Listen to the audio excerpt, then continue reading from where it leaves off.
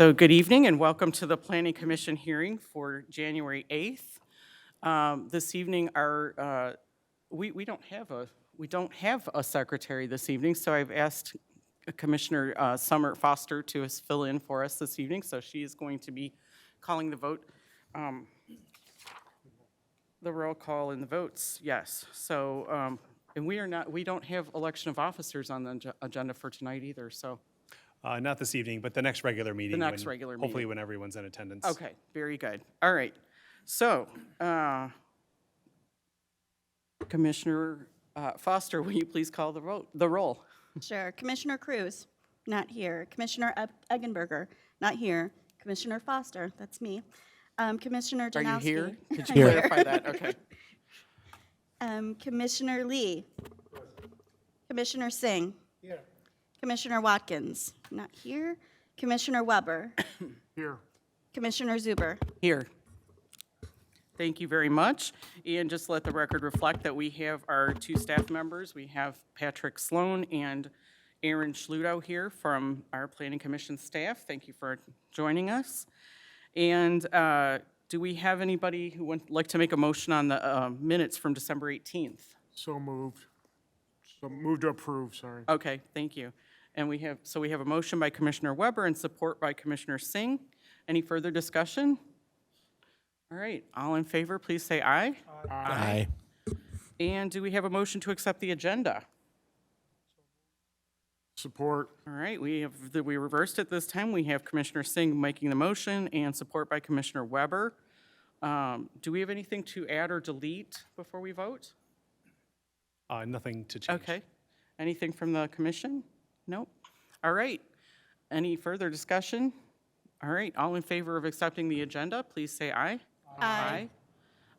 Okay, do we have any communications, late breaking news that we should know about? Nothing to add other than some communications related to one of the applications, which we'll discuss when it comes up. Yes, okay, very good, thank you. All right, moving right along, we have two public hearings this evening. Our first is for 070-PDP-7975 Harvest Arbor. We're considering a PDD for parcel number I just read it all. Well, no, I didn't, that's not the same number. 070-99-0002-702. The property is located at the southeast corner of Ford Road and Napier Road. The proposed use is a development of 51 detached single-family residences, which we've heard a little bit about before because we did a zoning change for them. But Patrick, could you please tell us more? Sure. The development is Harvest Arbor. It's located at the southeast corner of Ford Road and Napier Road. And it's up here on the screen. And the applicants are proposing a detached single-family residential development of 51 units. And several months ago, back in 2023, the applicants had applied for rezoning the site to R2 single-family residential, which was approved by the Township Board of Trustees and recommended for approval by the Planning Commission.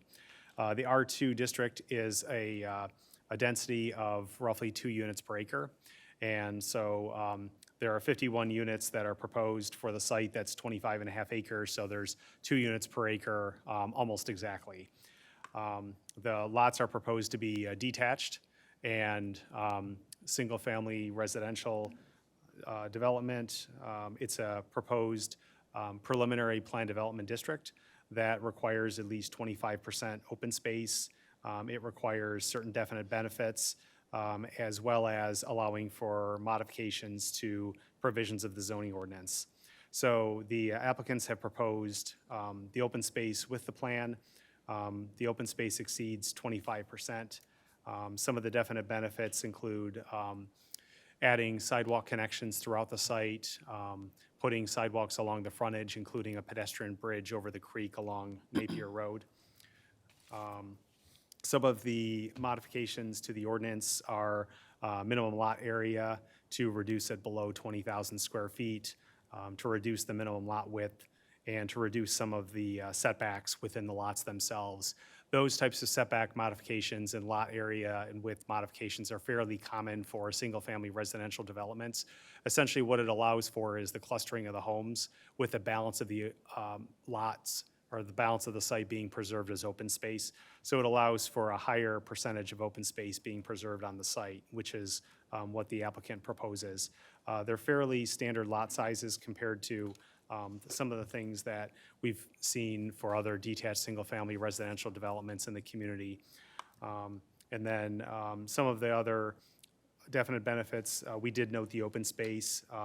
There's 10.7 acres proposed, which is 40% of the site proposed as open space.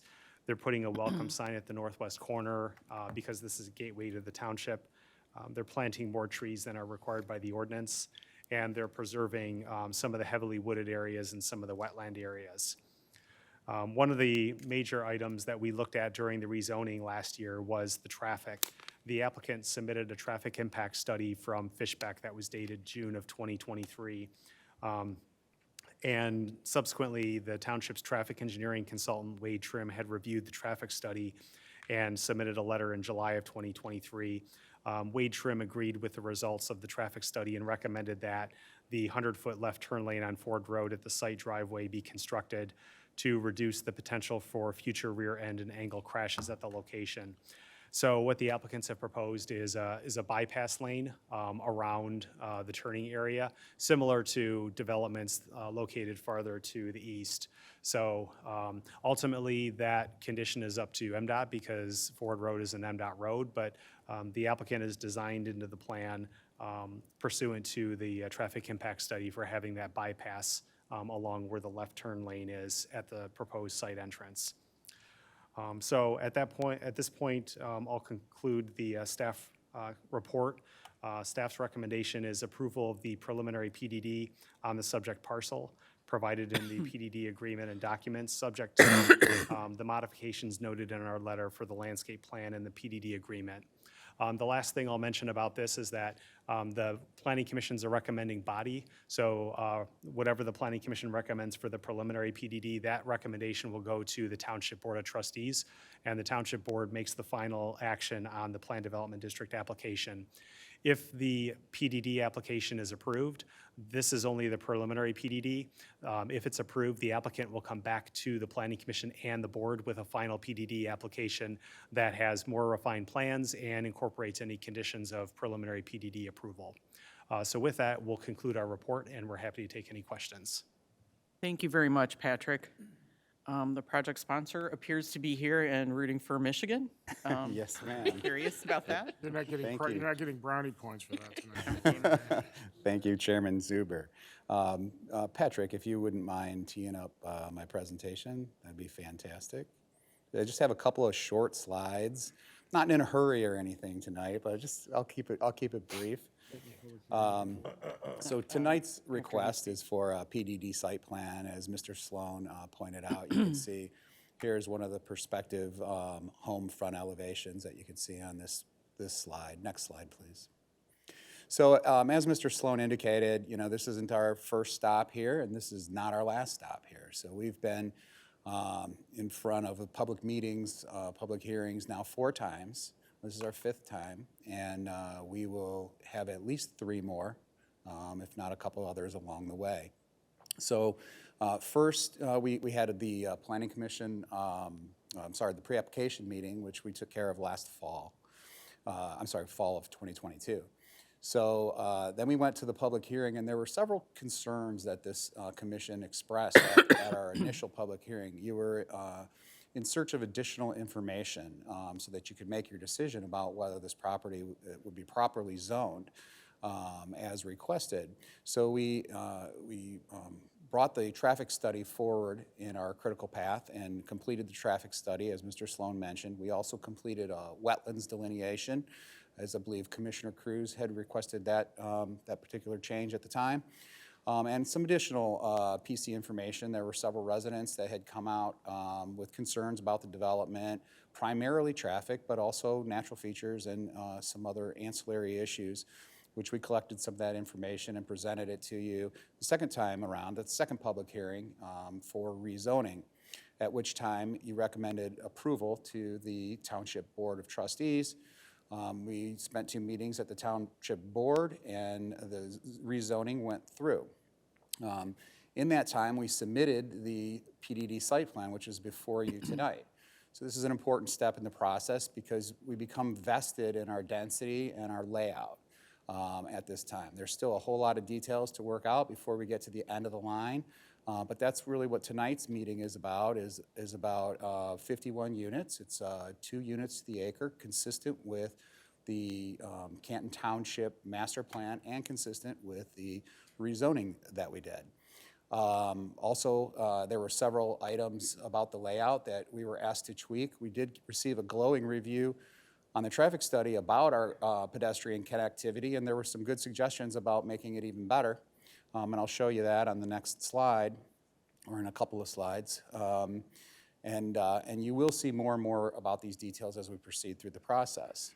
So this slide basically shows you what we're proposing, 51 units. Their typical layout is 70 feet wide, 120 feet deep. As Mr. Sloan mentioned, the way that we achieve a 40% open space plan is by clustering the units together so that we're able to preserve 40%. A PDD requires 25% open space, and the only way to get that additional open space or one of the main ways is to cluster those units. So we have a standard clustering type of plan, but we are not exceeding the allowable density, which is really the goal of the PDD, to have those additional public benefits of preserving contiguous open spaces, having pedestrian connectivity, and some of the other things Mr. Sloan mentioned, like the township welcome sign. Next slide, please. This is the layout before you tonight that we hope to have your support on. Some of the features of this plan are that there's a landscape berm all along Ford Road, which will screen the development from the passing traffic. You can see I did a little screenshot of the Ford Road corridor looking east. And you can see Park Ridge to the south has a berm, and to the north it does not have a berm. We're proposing a berm, and you can see some of the homes from Ford Road on the area without a berm. So having a berm along the frontage is really preferable. It screens out the development, both for the privacy of the residents as well as for passerbys. The pedestrian connectivity is a big feature of this. So we have frontage walks along the entire length of Ford Road and Napier Road. You can see it highlighted in pink for you on the slide. That's typically a standard. It's a corner lot, so there's quite a bit more of it here. And there are 2 main points I'd like to draw your attention to. One is midway down Napier Road. You can see we are crossing the creek, and there will be a low impact crossing there, a boardwalk crossing at that particular location so that we don't disturb the wetlands through that area. And then also we're extending beyond our property lines. It appears that the neighboring site that Pulte built never connected to the property line, and we're going to extend that connection. There's some trees and some utilities and things that we need to work around to do it, but we are going to make that connection. Once that connection is made, a pedestrian could theoretically, walk from their home and go south through the Westridge Toll Brothers neighborhood, or north across the street through the Pulte neighborhood up into Patriot Park and beyond in the Canton pedestrian network that you have throughout the community. We've also included some walking paths internal to the site. It doesn't make a lot of sense to just preserve open space without being able to enjoy the open space as well. And so we do have a central park that has some benches and a nice place to congregate as a community. And it also goes over around the detention basin and out to the frontage path. So a nice place to walk or jog and join into some of that other connectivity. The internal network has sidewalks on both sides of the streets, which is a big selling point for the community. And then also, as I mentioned, 10.73 acres of open space, which is 40%, 15% over the minimum required for a development of this type. A big part of that is the southwest corner. You'll see there's a permanent conservation easement proposed where Fellows Creek tributary runs through the site. And there's going to be no disturbance in that area. You can see just north of that where we have an emergency access. It's labeled emergency access just between unit number 25 and 26 where we go out to Napier Road. We are not crossing the creek. We're just going straight out to Napier Road. That's going to be a paved emergency access, so it'll be cleared all weather. You know, if it's snowing, that emergency access will be cleared. It will not be for use of the residents in the development, simply for emergency vehicles. In the event that the main entrance is blocked, it has a secondary entrance for the safety of the residents and for the emergency responders. In addition to the open space, we have minimal impact to natural features. The most pristine natural feature, of course, is in the southwest corner, as I mentioned, but there is also, you can see in the southeast corner, a fairly large wetland pocket that we reconfigured the layout so that none of the lots would impact that particular natural feature. You can see at the very bottom there is a utility stub connection for the water and sewer that was planned through both the Told neighborhood and the Pulte neighborhood adjacent. And so there will be a very minor impact to the corner of that wetland, but we have reconfigured it so that none of the lots, none of the roads, none of the infrastructure for the development other than that connection will be impacted there. Can I ask you a question, Mr. Yes, Knowles? yes, Commissioner I'm Zuber. confused because the plan you're showing here is Yes. different than the one in our packet. And I'm really distracted by that. The one in our packet has the drive from Ford Road over where lot 34 is. And there's a little like half cul-de-sac where the drive-in is now. So I'm curious as to which document is incorrect. Which documents? The plans would be the most recent. I think the driveway was shifted westward because of some wetlands that they were preserving. Okay. So we wanted to have the drive as far east and away from the Napier Road intersection as possible, but because of some wetland preservation, that drive was moved westward on the My apologies, Commissioner Zuber. That's okay. I just was curious. I did. Trying to make this, like, looking at it and looking at my Yeah, drawing. and I'm like, no, so that was one, so referring back a slide, you don't have to change it, Patrick. You know, we did 3 iterations through the site plan process, and I apologize for having the wrong plan up on my presentation. That change was exactly what Mr. Sloan indicated. There is a wetland over there, and we were trying to minimize the impact to that wetland. So we did shift the driveway, didn't change the total unit count, didn't change the overall layout there. There was an eyebrow that was added to preserve the unit count. Obviously, when you shift the driveway over, you can't have units front the driveway. So we inserted the eyebrow there, but that was also to minimize the impact of that wetland. So my apologies for that technical error in there. Regarding the acceleration, deceleration, and turn lanes. So the applicant has already conceded this point, and it becomes a matter of preference. And, you know, unfortunately, the entity who gets to make that final decision is MDOT, as Mr. Sloan mentioned. It's their road, and they'll decide whether or not they want a passing lane or a dedicated turn lane. Well, what's the difference, right? So the difference is you're still going to have a 4-lane cross-section, essentially. So the acceleration, deceleration lane is one of the lanes that I'm talking about. That allows residents to speed up as they are pulling out into traffic or slow down as they're going eastbound and turning into the development. So that allows them to pull out of the travel lane and slow down in that acceleration, deceleration lane. You'll have the through lane, which the eastbound through lane will remain the same no matter what we do. And then you can see on the north side of the site, we are proposing a left turn passing lane so that if you're going westbound, you would not have to alter your path unless somebody was turning left into the neighborhood, and then the person behind them would move over and around that car. Whereas if we do a dedicated left turn lane, that lane would be the left turn lane, and all the traffic would go out and around. So it's the same cross-section. So the applicant doesn't have a preference whether they build a passing lane or a dedicated left turn lane. It accomplishes the same thing. It costs the same amount. It's the same amount of pavement, striped slightly differently, so it becomes a matter of preference. I guess the key point that I want to make in this particular point is that the applicant has agreed to do that. That was one of the big items that we talked about during the rezoning was traffic. People were concerned about the traffic, and this will definitely alleviate any of those traffic issues. Next slide, please.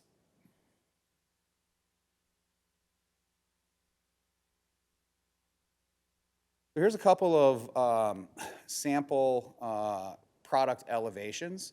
One of the topics of discussion tonight was going to be architecture, and I'm sure Chairman Zuber might have something to say about that because of your background in architecture. The applicant has indicated that they're, open to making modifications. There's one modification they've already made, which I'll show you on the next slide. But you can see that these are two-story family homes, a good mix of masonry products and different materials to add some interest to the elevations. Next slide, please. And one of the things that we talked about during the rezoning was front entry versus side entry. So in the R2 district, when you have a 70-foot lot, it's not possible to do a side entry garage. And so the question becomes, well, what do you do to make that more appealing? So one of the things that the applicant proposed and wrote into the PDD agreement. As part of the site plan, we were obligated to submit a draft PDD agreement that was also reviewed by your staff and your legal team. And one of the things is incorporated is that decorative garage doors are going to be required.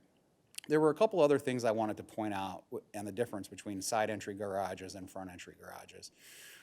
So the bottom two slides that you see with the red boxes, those are screenshots from the Westridge community, the Toll Brothers community next door. Those are side entry garages. And what you'll notice on the top one is when you're driving down the road, you're looking at all the garages. Unless you turn and look at them 90 degrees when you're driving down the road, you're looking at garages as you drive down through the roads. And you can even see the bottom one is possibly a little unfair, but it's corner lot, right? And so those corner lots are really no different than a front entry garage because you do have, when you're on a corner, it has to front on one of the streets, right? So you do see garages whether you have a front entry or a side entry. And so what we've tried to do here is to make them more architecturally appealing. We're open to your suggestions on that as well. And there's one other important point about front entry versus side entry, and that is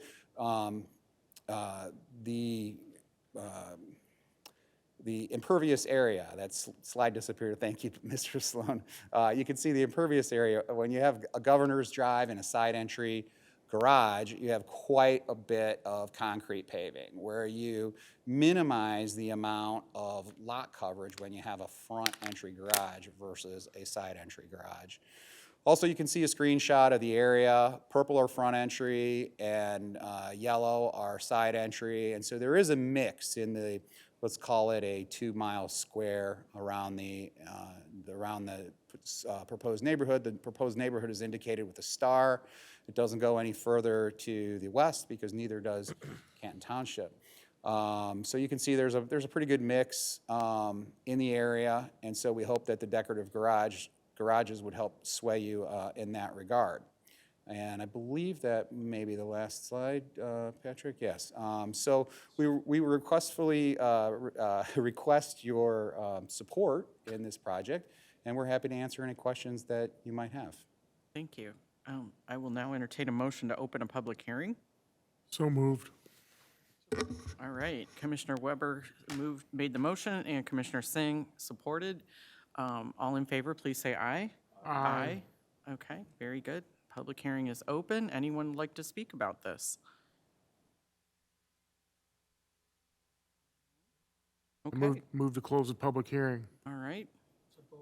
All right, we have Commissioner Weber moving to close the public hearing and Commissioner Singh supporting that. All in favor, please say aye. Aye. Aye, okay. Any opposed? No? Okay. Excellent. So I believe since we have somebody new at the north end of the dais, I'm going to start at the south end with Gordy. What do you have to say? Commissioner Janowski, I should say. I do have a question. Are the houses going to be straight in a line, or are they going to be offset? I didn't notice that, with the front-on garage that. Yeah, so the neighborhood is kind of laid out linear, so you're not going to have that effect of that row house because the roads are constantly curving. When you're on a straight section of road, you will have that effect, but because the whole layout of the neighborhood is curved, you're constantly going around a curve, and you really just don't have that caught in a cavernous feel that you're suggesting. The main place, so the linear feature, so that one linear feature, and then the northern part there would have that. Is there any potential? I always aesthetically hate the straightened line. It just causes boredom with the spatial relations of the masses. It's, Way those could be offset. Well, I guess one way is because each of the homes, MI will offer at least 4 different house plans with at least 4 different elevations for each of the house plans. So each one of those homes will have its own footprint. Some of the garages stick out more than other garages. Some of them are flipped based on the drainage of the site. So between the handing and the different house plans that you have, you're gonna have some undulation in that front end elevation where it's not gonna be like your typical townhome type of development where they're all the same and you're sort of stuck with just one cavernous road. You'll have that additional undulation due to the fact of the product variation as well as the curved streets. Thank you. Welcome. That's my only comment. Okay, very good. Commissioner Cruz, when did you get here? Oh, good. I didn't even see you. You were pre-gaming? Oh, yeah. So at our last meeting, I remember you said that the applicant was going to add either a longer taper eastbound or a short decel for safety purposes. You remember saying that? Yes. Okay. It's not on there. That does not reflect that. So the passing lane is shown. The passing lane addresses westbound. Okay. Eastbound, you have a small little taper Okay. going east. So what's going to happen at 55 miles an hour, you can it's actually safer if you have a longer decel taper or a short decel lane. And you agreed to that at the last meeting, I remember. I do. Yep. I do remember that. And that's just not shown. So Okay. I'm okay with supporting it as long as you honor that. Understood. Absolutely. The other thing is, is there any, you mentioned Patriot Park. Yes. Is there any,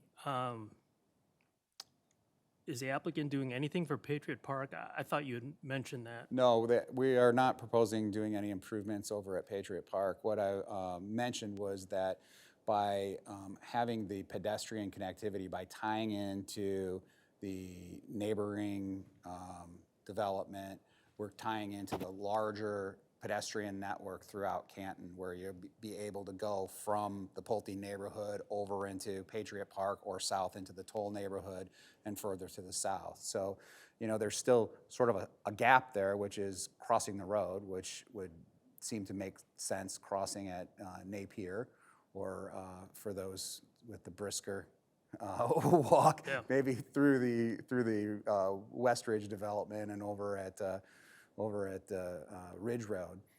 But yes, by making the connections to the other pedestrian connections that you have throughout the community, it creates a larger pedestrian network that we're tying into. Okay. Can you zoom out a little? So that emergency access on Napier, why not just make that a regular approach? What was the reasoning by just an emergency access? That gives you 2 points for the residents that live there. What's the reasoning behind that? Yeah, I mean, it would absolutely be a secondary entrance. It's a gravel road on Napier Road.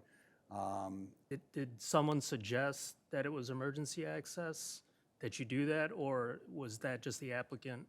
No, that was our recommendation to the applicant. You know, there's nothing that would necessarily preclude us from putting a full-service entrance out onto Napier Road that I'm aware of. But you know, it's a small development. We wanted to have everyone come through the main entrance on Ford Road, and the only reason that we added that secondary access was just for safety purposes. It really doesn't serve a large need, although your point is well taken, Commissioner Cruz, that you know, if it was full service, that they could use it. But Yeah, they don't have to use it, but it's an access point for the residents. So, Patrick, I mean, if whatever police and fire, I mean, if you're agreeable to it, if police and fire recommend that you do a permanent access, I think you should consider it, you know. Yeah, we can ask them typically on, I think it's any development, I think the number is 20 or more units, they'll require a secondary access, I think by fire code. And usually the fire department doesn't care if it's emergency only or if it's a public access, but they do require, if it is emergency only, that it be paved or an approved gravel, and that if there's a lockable gate, that they have a key to it, and the surfacing, topography, and gate and everything meet their standards.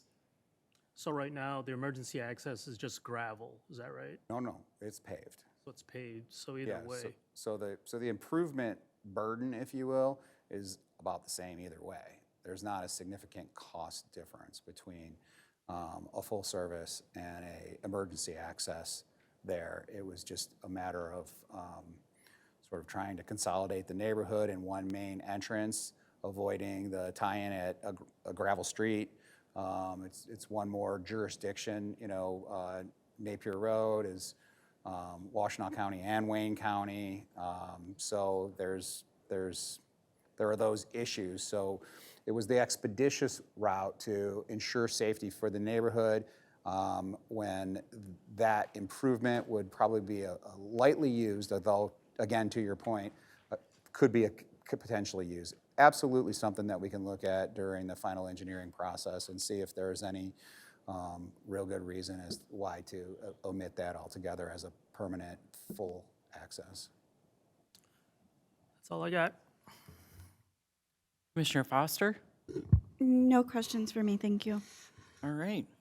Commissioner Weber? First of all, I wasn't expecting to be here tonight. I was hoping to be at the game, but that's another story for a different day. But I did make comments / observations about this, and I generally don't have a problem with the development itself. My issues are all related to the traffic on Ford Road, and through the traffic impact study, and maybe even the Wade Trim study or response, I kept seeing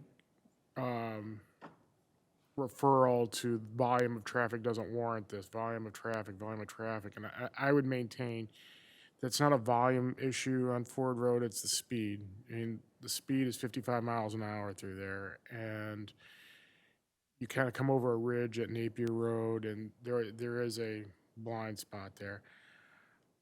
I know you've put the passing lane going east. I absolutely agree with Commissioner Cruz that there needs to be a longer decel lane going east, and if you committed to that, I would expect you to honor that. Truthfully, I would prefer, on Ford Road, and I know this is an MDOT issue, I would prefer to see a dedicated left-hand turn lane, the full length of Ford Road from Ridge Road to Napier Road, just because of all the other driveways that are along Ford Road. And I know people that came out and spoke against this rezoning back at that time. Some of the people that live along Ford Road are concerned about that traffic along Ford Road.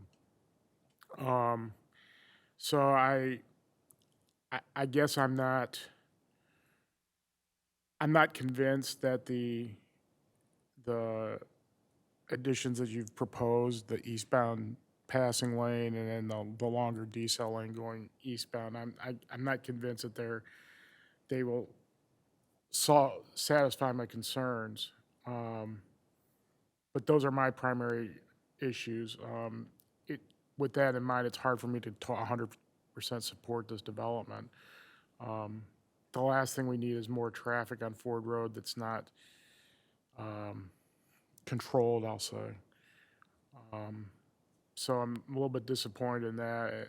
I'm not sure what direction I'm leaning yet, but that's my primary concern about the development. I'll be honest with you, as far as architecture goes, I'm a little bit disappointed. It's kind of what we have in Canton already. I would have liked to have seen a little more creativity, but I'm not going to vote against the project over that. That's not my domain. So, but I would have liked to have seen something a little more inspiring. But that's probably a personal issue of mine. The traffic is my primary concern. So that's all I have at this point, Commissioner Zuber. Okay, thank you, Commissioner Weber. And we have Commissioner Singh next.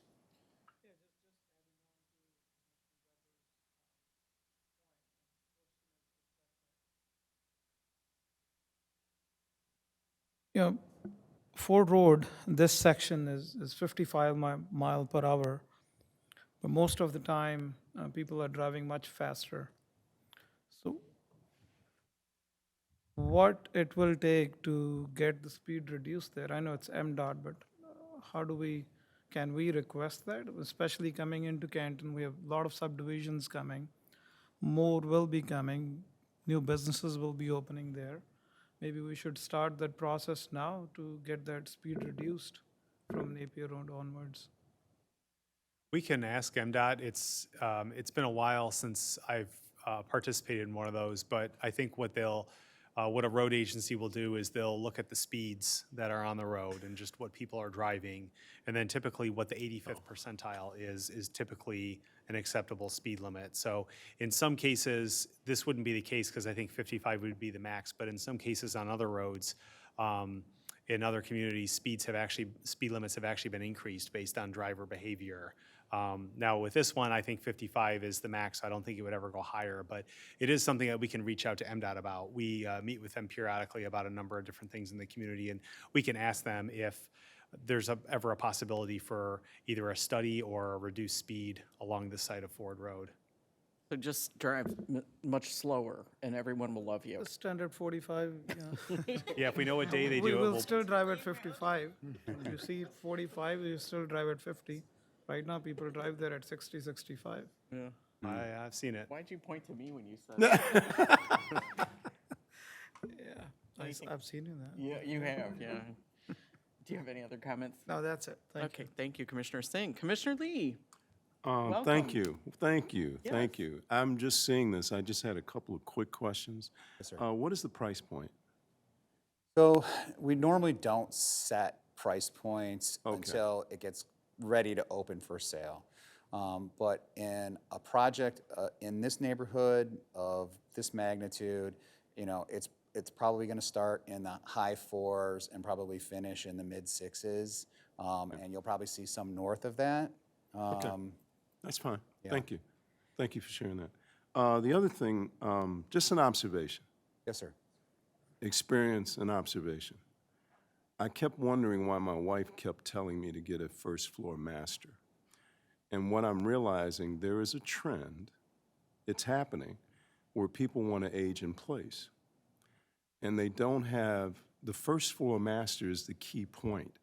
So I'm not saying change your plans, because I don't see any first floor masters. They're all on, bedrooms on the second floor, right? Right. An option, and I'm thinking out loud, is that if you could have a conversion way of doing it, where that person can stay in place, because we're getting them before the zoning board now. And I think it's a trend. But it didn't make sense to me until I started living in one. And you realize, Your knees started getting older. right, we're in a first floor master. But my point is, she insisted because she went through something with her mom. So I'm thinking that's a trend. So I just want to open that up to you. The other thing I want to add is an advantage of side entry garages. something people don't talk about. It adds more parking for your neighborhood. And this is what I mean. With a side entry garage, you can actually put 2 additional cars and not even see the cars. You know, they're not accessible, or people won't even see them from the street. So that's another advantage of side entry, but I know the impact that'll be because you only had a 70-foot. So I'm not saying anything negative about that, but just an observation, Certainly. okay? Thank you, sir. That's it. Thank you. Yeah, and I agree with some of the comments about the aesthetics. I wish that the houses were a little more interesting. I do agree with that. They feel like we see a lot of this type of housing in Canton, and it would be nice if it was a little different, a little bit more inspired, perhaps. I also noticed in the packet that, and this is just, I'm sure an oversight, but it looked like the Magnolia floor plan and the Monterey floor plan are identical.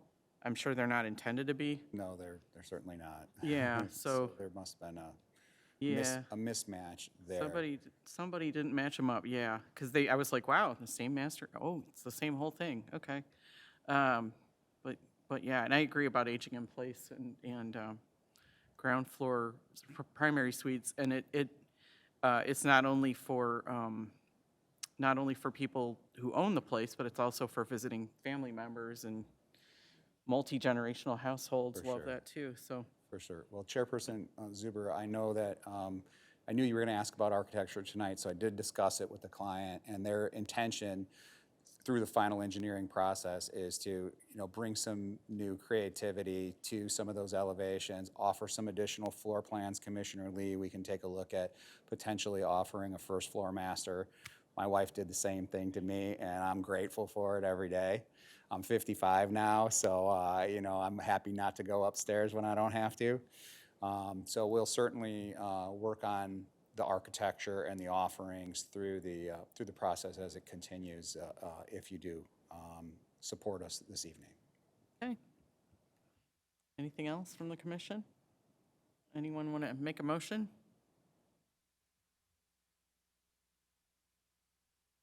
I can do it.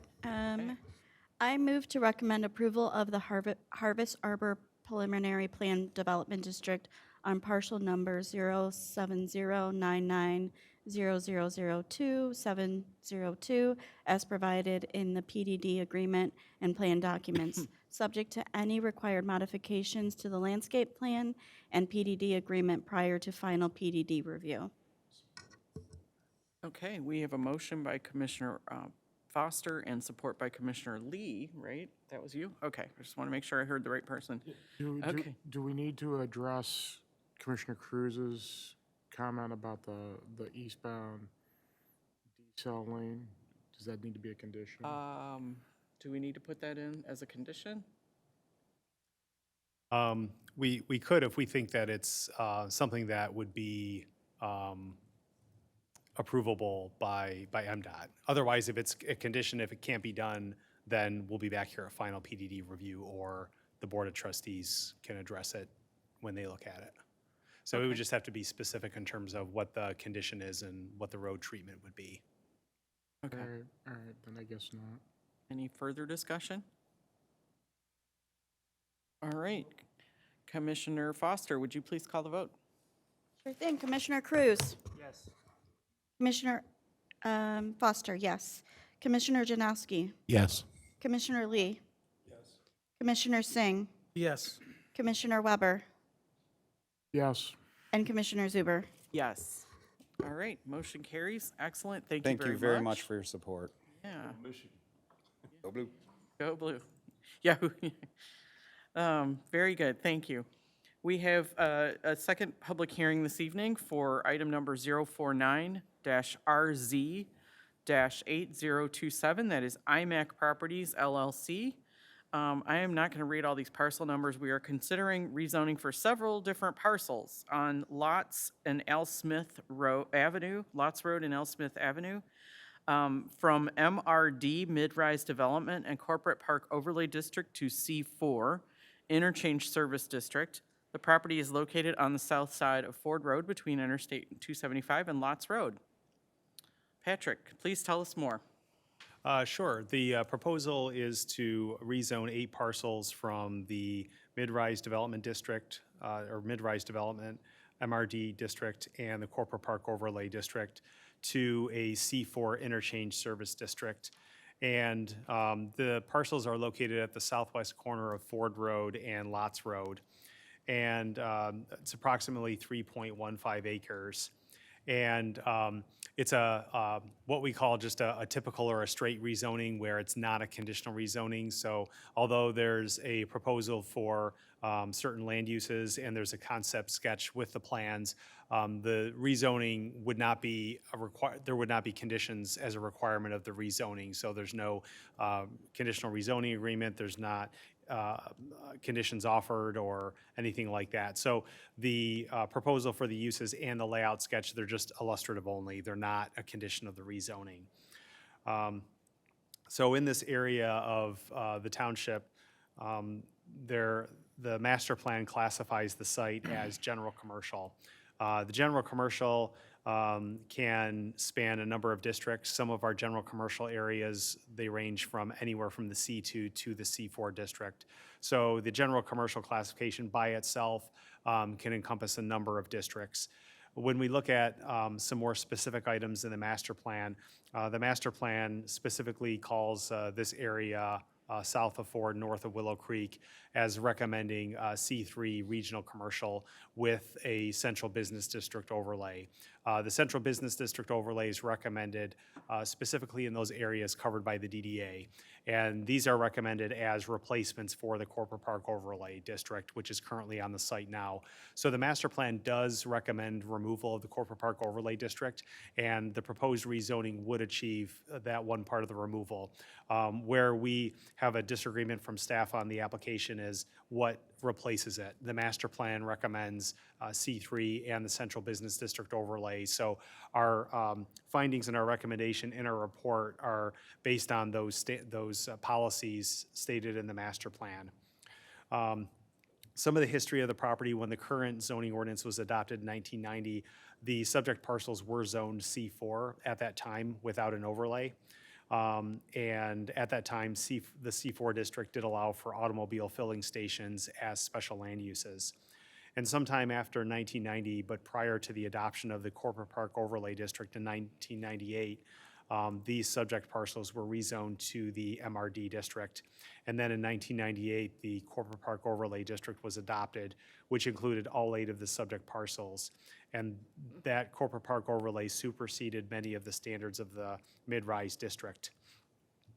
When we look at a rezoning, we have to consider all of the land uses within a zoning district and not just ones that are noted in an application in terms of what the future use is. And so on page 2 of our report, we include a number of land uses in the C4 district according to the zoning ordinance. And the one use that stands out outside of that makes the C4 district unique from the other zoning districts is that automobile filling stations are special land uses in the C4 district, whereas in other districts, they may be allowed, but only under certain circumstances. Currently, there are some C4 district areas nearby. There's an area on the north side of Ford Road between 275 and Lots. There is an active application for that property, which is on our agenda later tonight, to rezone that to C3 and Central Business District overlay. So there's a proposal to get rid of the C4 district on the north side of Ford, east of 275. And then on both sides of Ford Road, between Haggerty Road and I-275, it's zoned C4 with some areas on the east side of Haggerty. So basically, the only C4 areas along Ford Road are located on the west side of I-275. And then what's currently on the east side of 275 is in the process of going through a rezoning.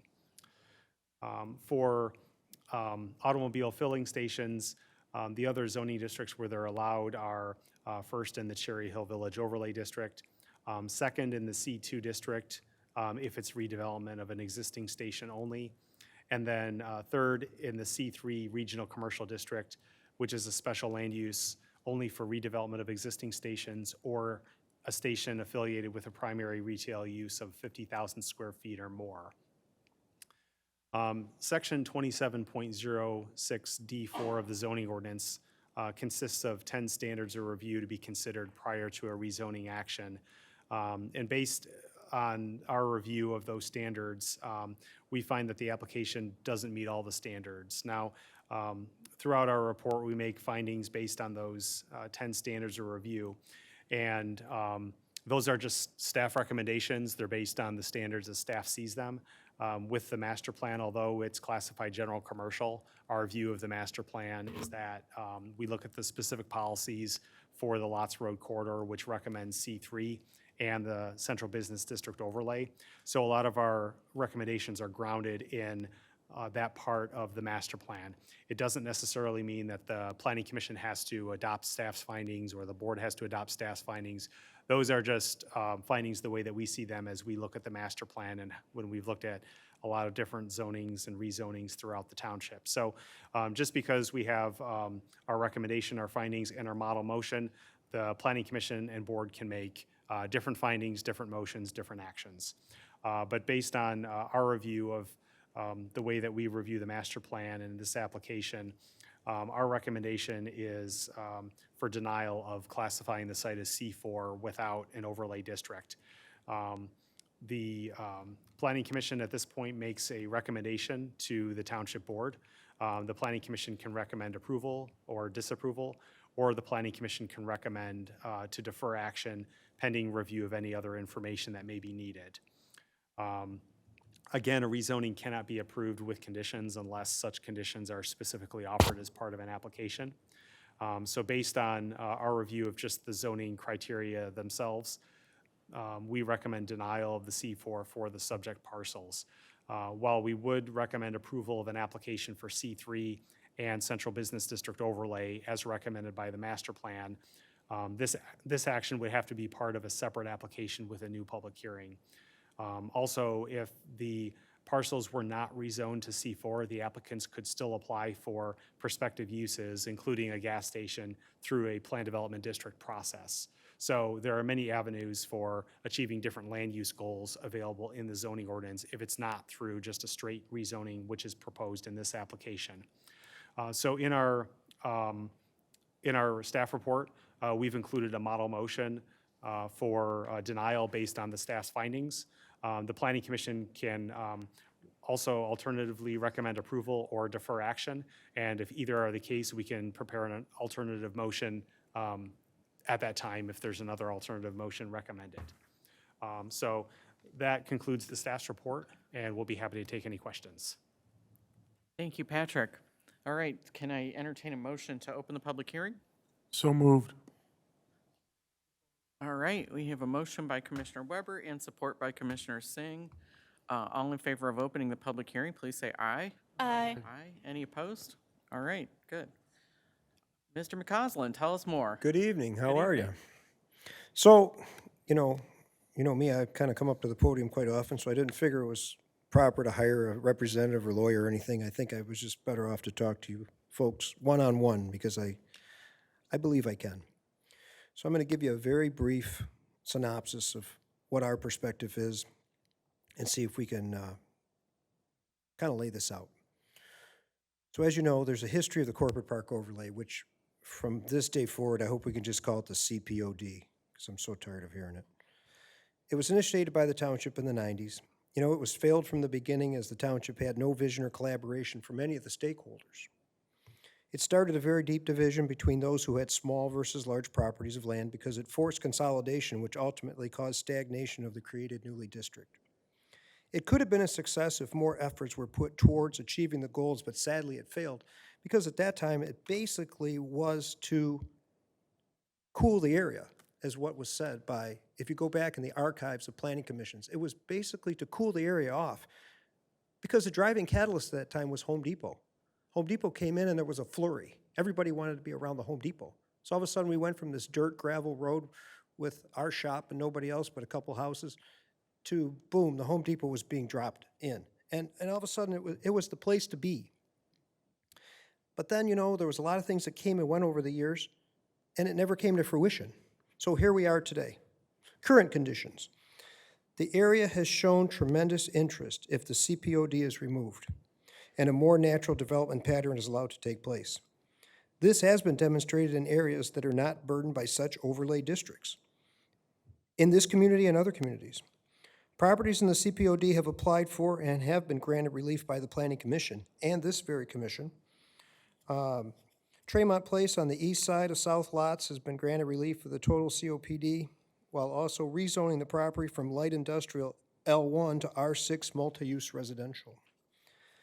The new commercial strip building in the Home Depot outlot was exempt from the CPOD and the stormwater regulations, and it was allowed drive-through in forms of fast food or pickup. And I'm not saying we're against any of these things. I'm just saying what has happened, what has transpired. The Home Depot site was approved in 1994 prior to even having the CPOD in full effect. This required reopening of a 1994 site plan which allowed the creation of an outlot for a new building, which just was completed here about, 13, 14 months ago. Additions of rental trucks and equipment, along with addition on the building for tool rental, which was also superseded by the CPOD. The Starbucks North on Ford Road, it was the first in the area to have a drive-through, pickup window, whatever you want to call it. It's fine. Another example of a it just wasn't allowed in the CPOD, but it worked. It has worked. So here's what IMAC is requesting. We want to rezone the parcels indicated to a C4 interchange service district, which is the legal underlying base zoning the property has always had. As car guys, we've been there 37 years. I lived in this community for 43 years. You gravitate to what you know. So when we came in this area, we didn't look for residential property. We looked for automotive property.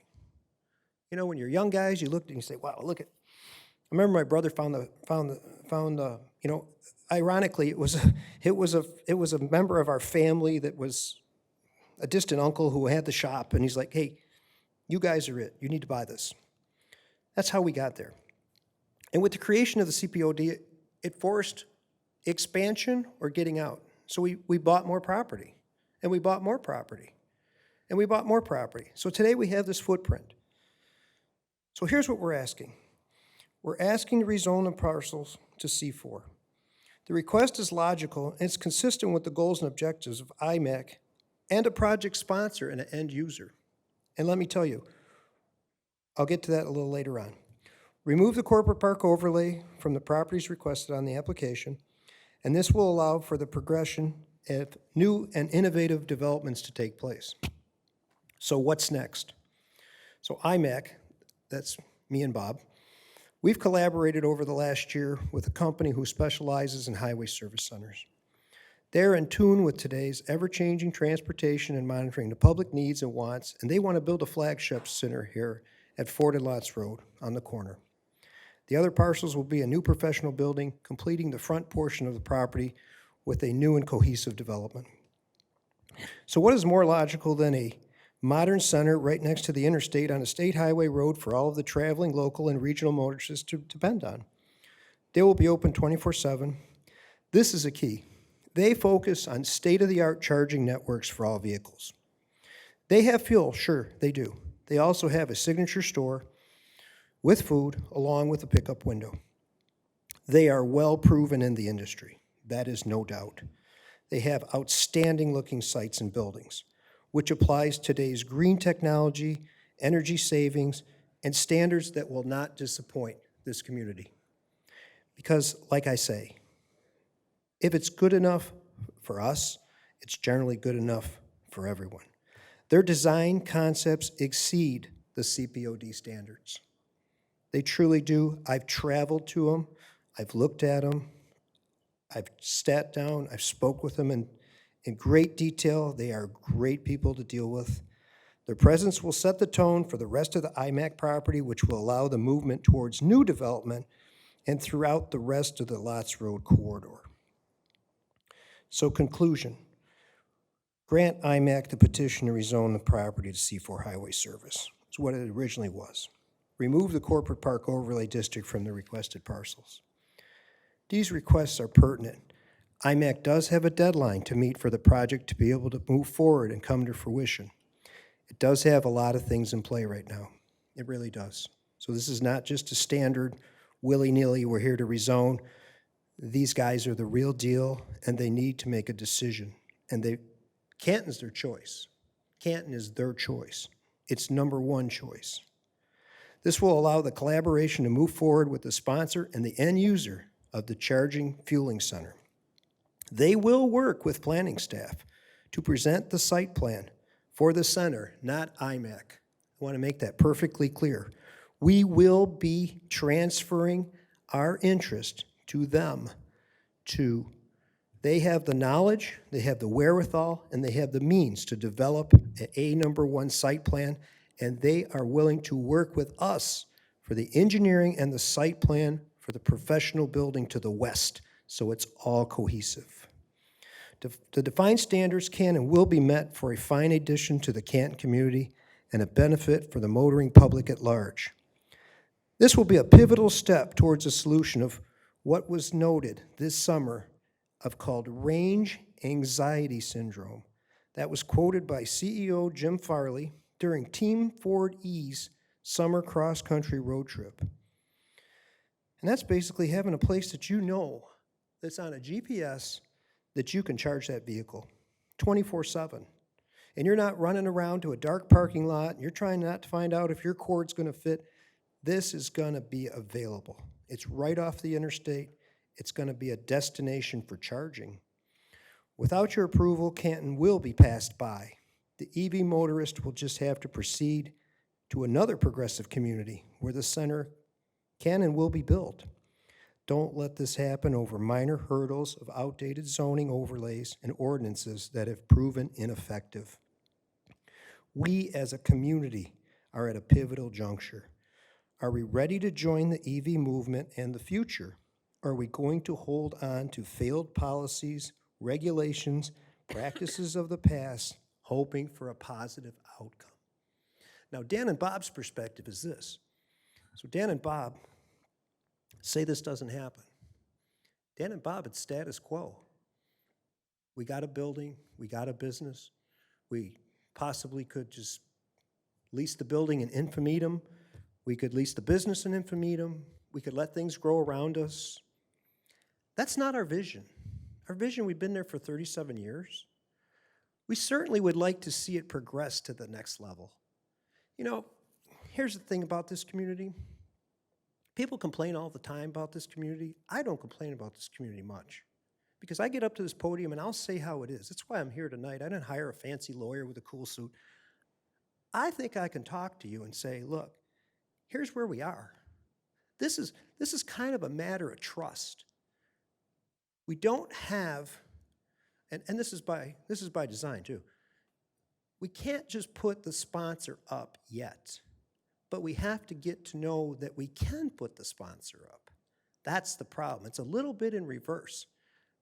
That's for our protection. That's really for our protection because there's other things involved. We're making a decision, do we want to do this? Our answer is yes. So now we're presenting it to you. Do you want us to do this? Hopefully the answer is yes. Now, I don't think Canton can get hurt on this because there's still going to be a site plan, there's still going to be regulations, but please don't layer no more central business and all these other regulations because when these people see that, they run. And they run to a place where there just doesn't have this anymore. You know, it's been 30 years there. I mean, it's over, right? And yeah, the building's going to look cool. It's not going to be your standard brick building. It's not going to be it's going to look nice. It's going to be something. People are going to say, oh, yeah, I know where that's at. That's in Canton. Yeah. It's going to be sort of like the IKEA. IKEA's in Canton. Oh, yeah, it's in Canton. You know, and getting back to traffic. Traffic doesn't bother me because here's what it doesn't bother me. I have a friend of mine who lives in Houghton Lake. You know, he told me yesterday, it's 45 miles one way to go to Myers. It's 90 miles one trip to go to Myers. I could be to Myers in 9 minutes, right? So will I fight the traffic to be at Myers in 9 minutes? Absolutely. You better believe it. That's one thing about this community. We are conveniently located. We have a lot of convenience. We're close to the airport. close to the interstate. Why not, why would we fight this? Why are we going to fight this? This is not your typical filling station. This is the future of EV mobility. This is something other people are going to look at and say, that's cool. That's cool. Now, if we don't want to be cool, vote no. If you want to be cool, vote yes. I think my brother's got a few things to say, and that'll be it, because we don't want to tie you up, because we know you want to watch the football game. Thank you. Thank you.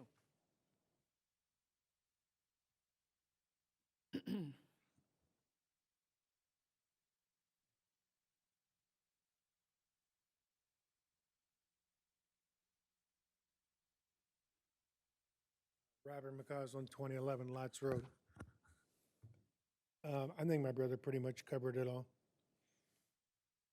I think the main thing that we're here for tonight is the ability to ask you to take the next step with us. We're not asking for a big development, but it's a pivotal development.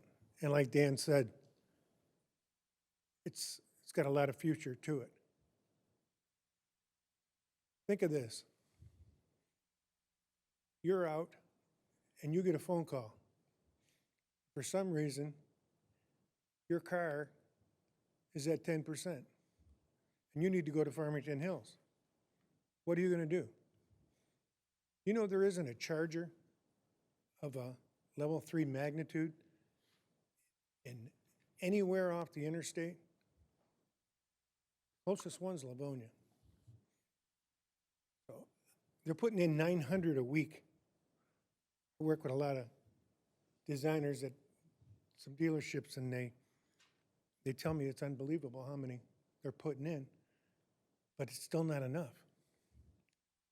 So I kind of envision all these other developments coming, but if there's really nowhere to charge the car, what's going to happen? The traffic will be horrendous unless we get in front of this. Now, you know, this site is not only logical, I've had it analyzed, and it's the only site in the area that could support what we're trying to bring forward. And again, this is a long journey. First step. I appreciate your support. Thank you. Thank you. Is there anybody from the public who'd like to address this project?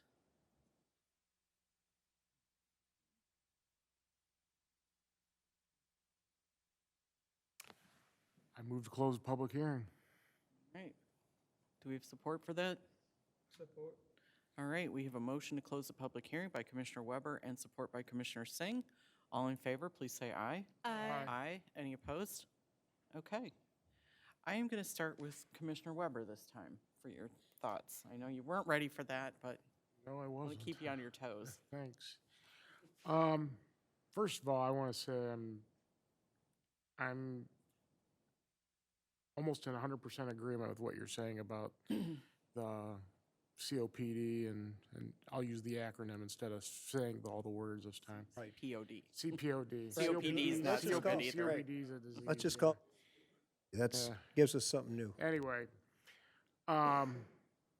my only concern, I really don't have much of a problem with, my only concern is, and I guess I'm gonna ask Patrick, I still don't understand, I know, I've heard reference in the past about why there was to be no gas stations east of 275. I personally think that's foolish. But I wasn't around at the time that was laid down. I don't have a problem with what you're proposing. I assume the filling station / charging station would be at the corner, correct? Right. Where the old motorcycle Right, shop is. right. Yeah, yeah. It'll take over those parcels, which is plenty big. So, you know, it's not like it's being jammed on there. It's gonna locate centrally on those parcels, so it'll have a really good rotation around it. And that could be all tweaked too, because Right. project sponsors all into making the right project. They're not into just slapping some two-pump thing up and, you know, it's going to be a quality because we'll demand that quality. You know, we're going to steer that partnership too because we're not just going to leave, we're not leaving some kind of destiny. I want to be proud of what we leave. You know what I'm saying? Well, given the other item that we're going to discuss tonight, I mean, that's the other reason I think this is logical for a location for this. And I guess my question is more of a procedural question than anything else is, okay, a filling station is allowed in C4 as a special land use, and it's only allowed in C3 if it's attached to another use.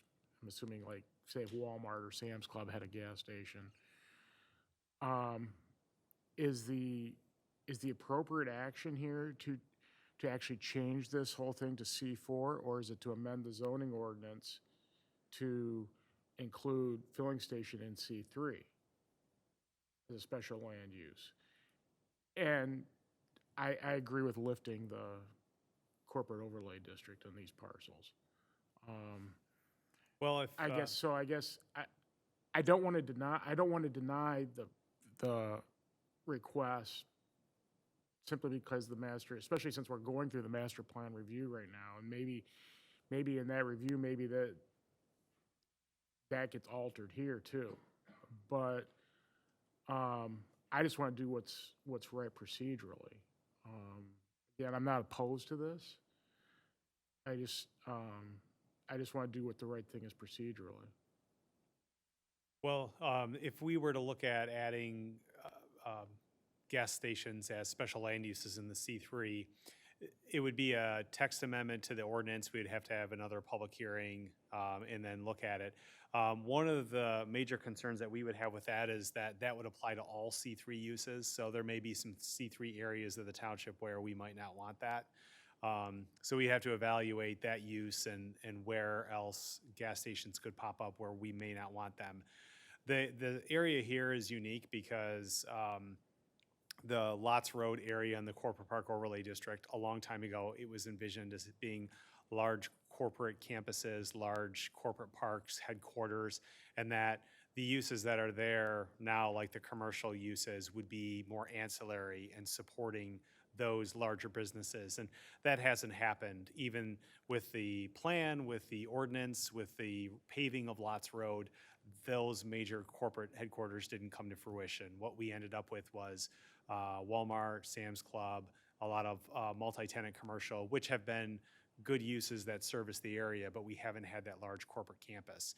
So we have, on the east side of 275, it looks a lot like the west side of 275 with some differences. There's larger land area, so there's potential for larger developments there. There are currently no gas stations, and I think that was originally one of the goals or objectives of the corporate park overlay is to restrict certain uses, to not have fast food restaurants, to not have gas stations that are on the west side of 275 and have something different. So there really aren't any standalone fast food restaurants. There's the Starbucks, which was approved as a pickup window. I'm not quite sure the circumstances under how that was approved when it doesn't allow fast food restaurants. But one of the things that we've seen over the last several years with traffic patterns is that anyone who wants to get off the highway and get fast food, all of those trips go west. Anyone who gets off the highway and wants to fill up, all of those trips go west. So that's poured more traffic onto the west side of Ford Road. And it's accelerated a lot of the capacity issues that we've seen on that west side of Ford Road. That's been one of the long-term impacts. I'm not saying that's, the tipping point or the straw that made it all happen, but it is one of the contributing factors of having all those pass-by trips at the interchange where you're getting highway services all going west of the highway. So we've kind of seen that play out the last several years. So not saying that a gas station wouldn't belong on this side of the highway, it's just the current policies of the master plan are still in that Lots Road corridor strategy of C3. The only correction I'd make is, as far as fast food restaurants east of 275, I would argue that a couple of the uses that are in that new development in front of Home Depot are kind of fast food type restaurants, the Outback thing and the sushi place. I mean, I know they're not McDonald's and Burger King and such, but I mean, it's essentially the same idea, I believe. The Outback does, I think, doesn't it? Yeah, Yeah, they have a pickup window. yeah. But it was like ancillary. And there's nothing wrong with that. No, I'm not You saying, know, I'm not, it's right. and I'm It- saying, it- I'm it's- saying, it's- I'm it- saying it's time to. Oh, I agree with you. It's time to I move totally on. agree with you. I'm glad you're seeing that, because you know what? Times change, dynamics change. Can imagine, even imagine if we had a sole office park there, and look how the office model has changed, right? There's buildings in Farmington Hills, Southfield, and everything else that are empty. They're Well, totally the empty. the other thing we're talking, I mean, again, referring to the item we're gonna talk about later, I mean, there's a drive-through / fast food place that's gonna be on the other side of Ford Road. So I think we need to be consistent. And I guess I'm not in favor of denying this application. I wanna do the right thing to make sure that what you're proposing can happen. I I'm not understand. sure that this is the avenue. I'm willing to I'm open to other ideas, but I'm not willing to just openly deny this just because the master plan says this has to be C3 or whatever. So C4 with no overlay is our avenue. no, It's I just, understand- it comes down to a trust. I It understand. comes down, will the planning commission trust us to do the right thing, to bring the right operator? And you're gonna be in control of all that. Yeah, So, let's- so say, you So know, Let's let us deliberate. I and- understand. yeah. Let us. We got it. Right. Commissioner Foster? Thank you. So I am going to disagree with Commissioner Weber. I believe that we should follow the recommendation of planning staff. And,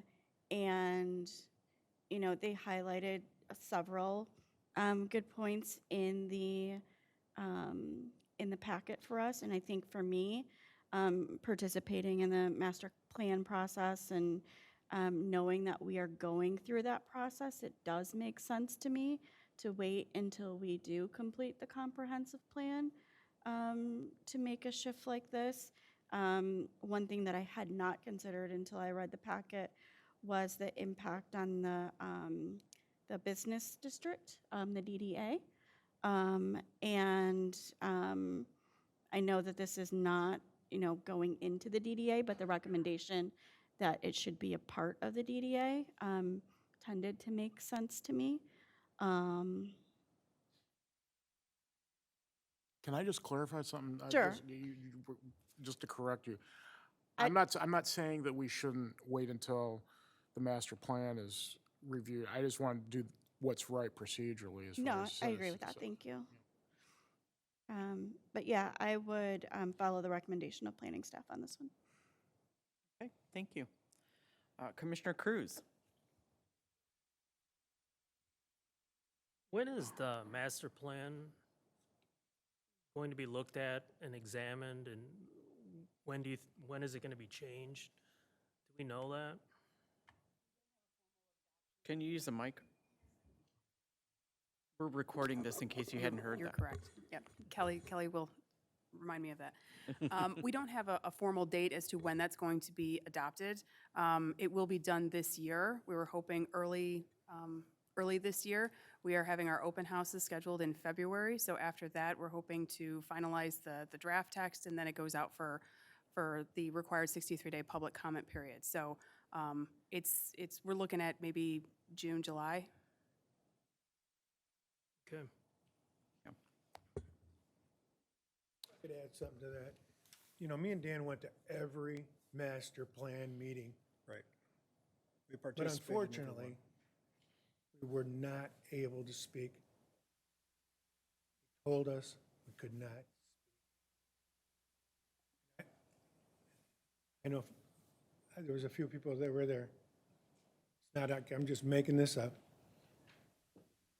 Well, you know, that was the policy and we adhered to it, so that was fine. It was a really learning experience for us. I came out on the other side really learning a lot. I really did. But, you know, I'm gonna stress this, time is our enemy here. We can't wait for another round of, bureaucracy, I'm gonna put it that way, regulation. Yeah. We just don't have that time. And we don't have a lot of time either, so I'm going to ask you to let us deliberate. Right. And the public hearing's Okay. over, so I want to hear what Commissioner Cruz has to say. I appreciate your point of view, and I understand it. All right. I think we all do, so thank you. So Patrick, if this is denied, the scenario if it's denied, what other avenues of developing this property? They would have to go through a PDD? That is one option. They could apply for a PDD to, the zoning ordinance allows a PDD to include any land use in the township with some restrictions on industrial uses. They could apply for a PDD. PDD would be difficult if the underlying zoning wasn't supportive of the use, but not impossible. I think if it were C3 with the central business district overlay, a PDD would be a little bit more palatable because filling stations are in the C3 district. They're just under different circumstances.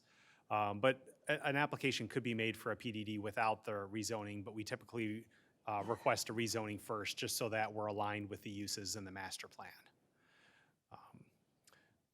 And then with the overlay itself, if the application was tended to be favored for approval for C4, we would still recommend having that central business district overlay. That is something that's recommended by the master plan, and the central business district overlay has a lot of design characteristics like lighting, landscaping, signage, architecture that are unique to the Ford Road corridor. So Ford Road has a developed character on the west side especially that's in large part due to those design characteristics of the central business district overlay. All I got. Okay. Commissioner Janowski. Okay. Commissioner Watkins.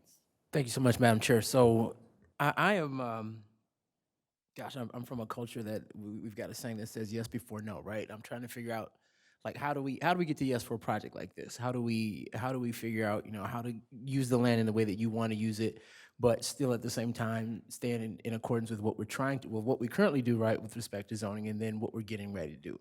I understand timing. Development doesn't wait on anybody.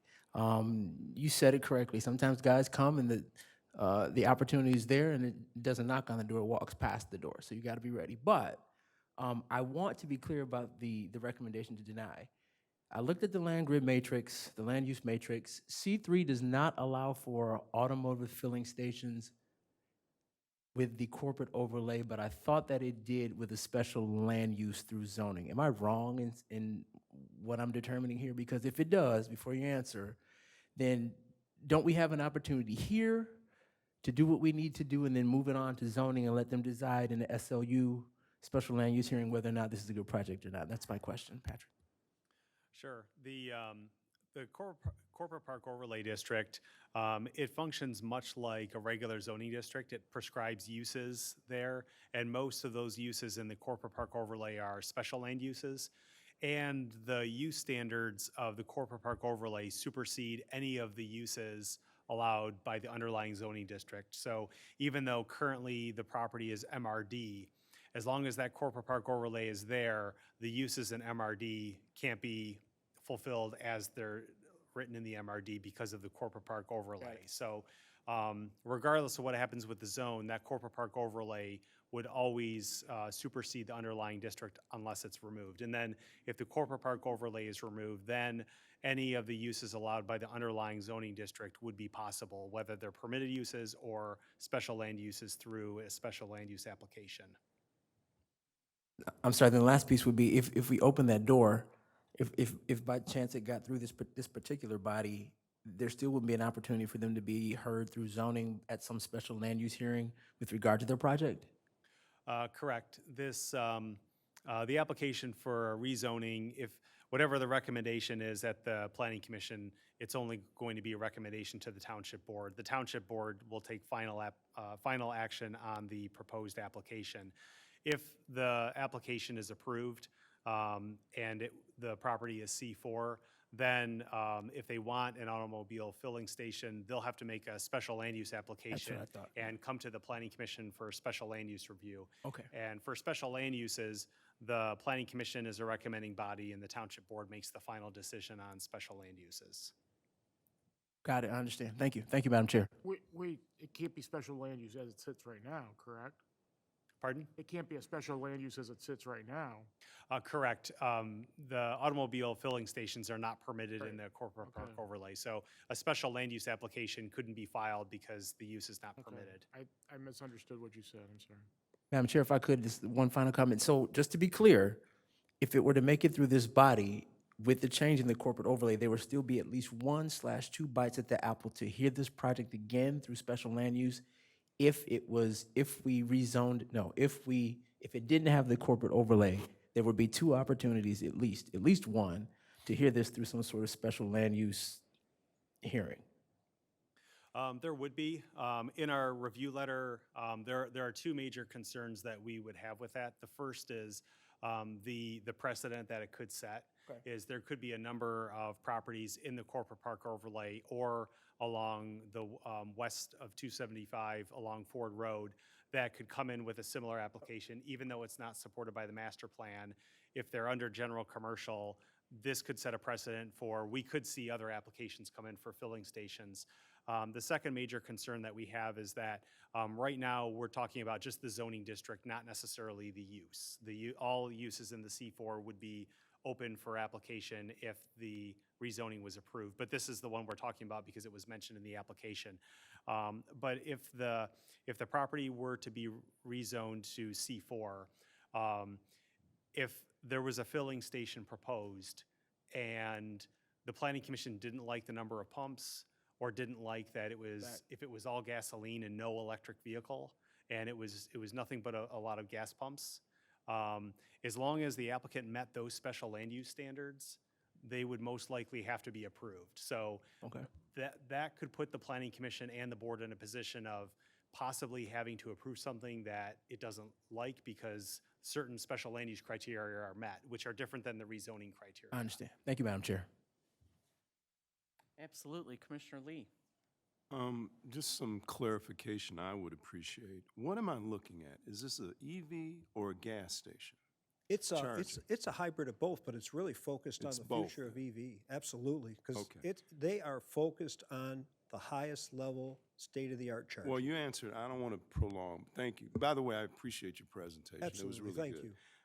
you. So the other thing I'm thinking, I'm looking at something a little different than I normally see. First of all, people are going to be there longer if they're charging a car. They need something to do because they're probably going to get out of their car. Correct. Unlike some people, they just sit there and they put it on. Correct. So it's like, what do they do? It's like you're looking at something that's going to be a development that's different than what you think is what I'm getting at. Correct, It's something where people may be mingling correct. or doing other things And there- because they're and- waiting and- for their and car to there get are charged. there are those amenities. Okay, I just wanted to be clear about that. I'm supportive of this because I think it is the future, because it should be in Canton, because people are going to get off the freeway. You don't have to agree with me. I'm just trying to speed along, I get my agree comments with you, out, though. so we can be done. But that's all I got to say. Thank you. Thank you. Not only gas station. It's not just an EV charging station, even though it'll be top of the line EV charging, okay? If you go to EV charging, and if you're familiar with it at all, unless you're on the major network, you're out of the game, okay? That's the way it is. So people that our government is telling us to invest in this, invest in this, invest in this. But we don't have the infrastructure because we can't get through the local government phase. It's so frustrating. You know, I know there's some people here that do real estate, and it just gets so frustrating that you're trying to do the right thing, and it's the good for everybody, and it's the right player, and like I've been told, it's the right place, and it's the right time, and it's the right location. So that's all I can tell you. Thank you. We're going to deliberate now.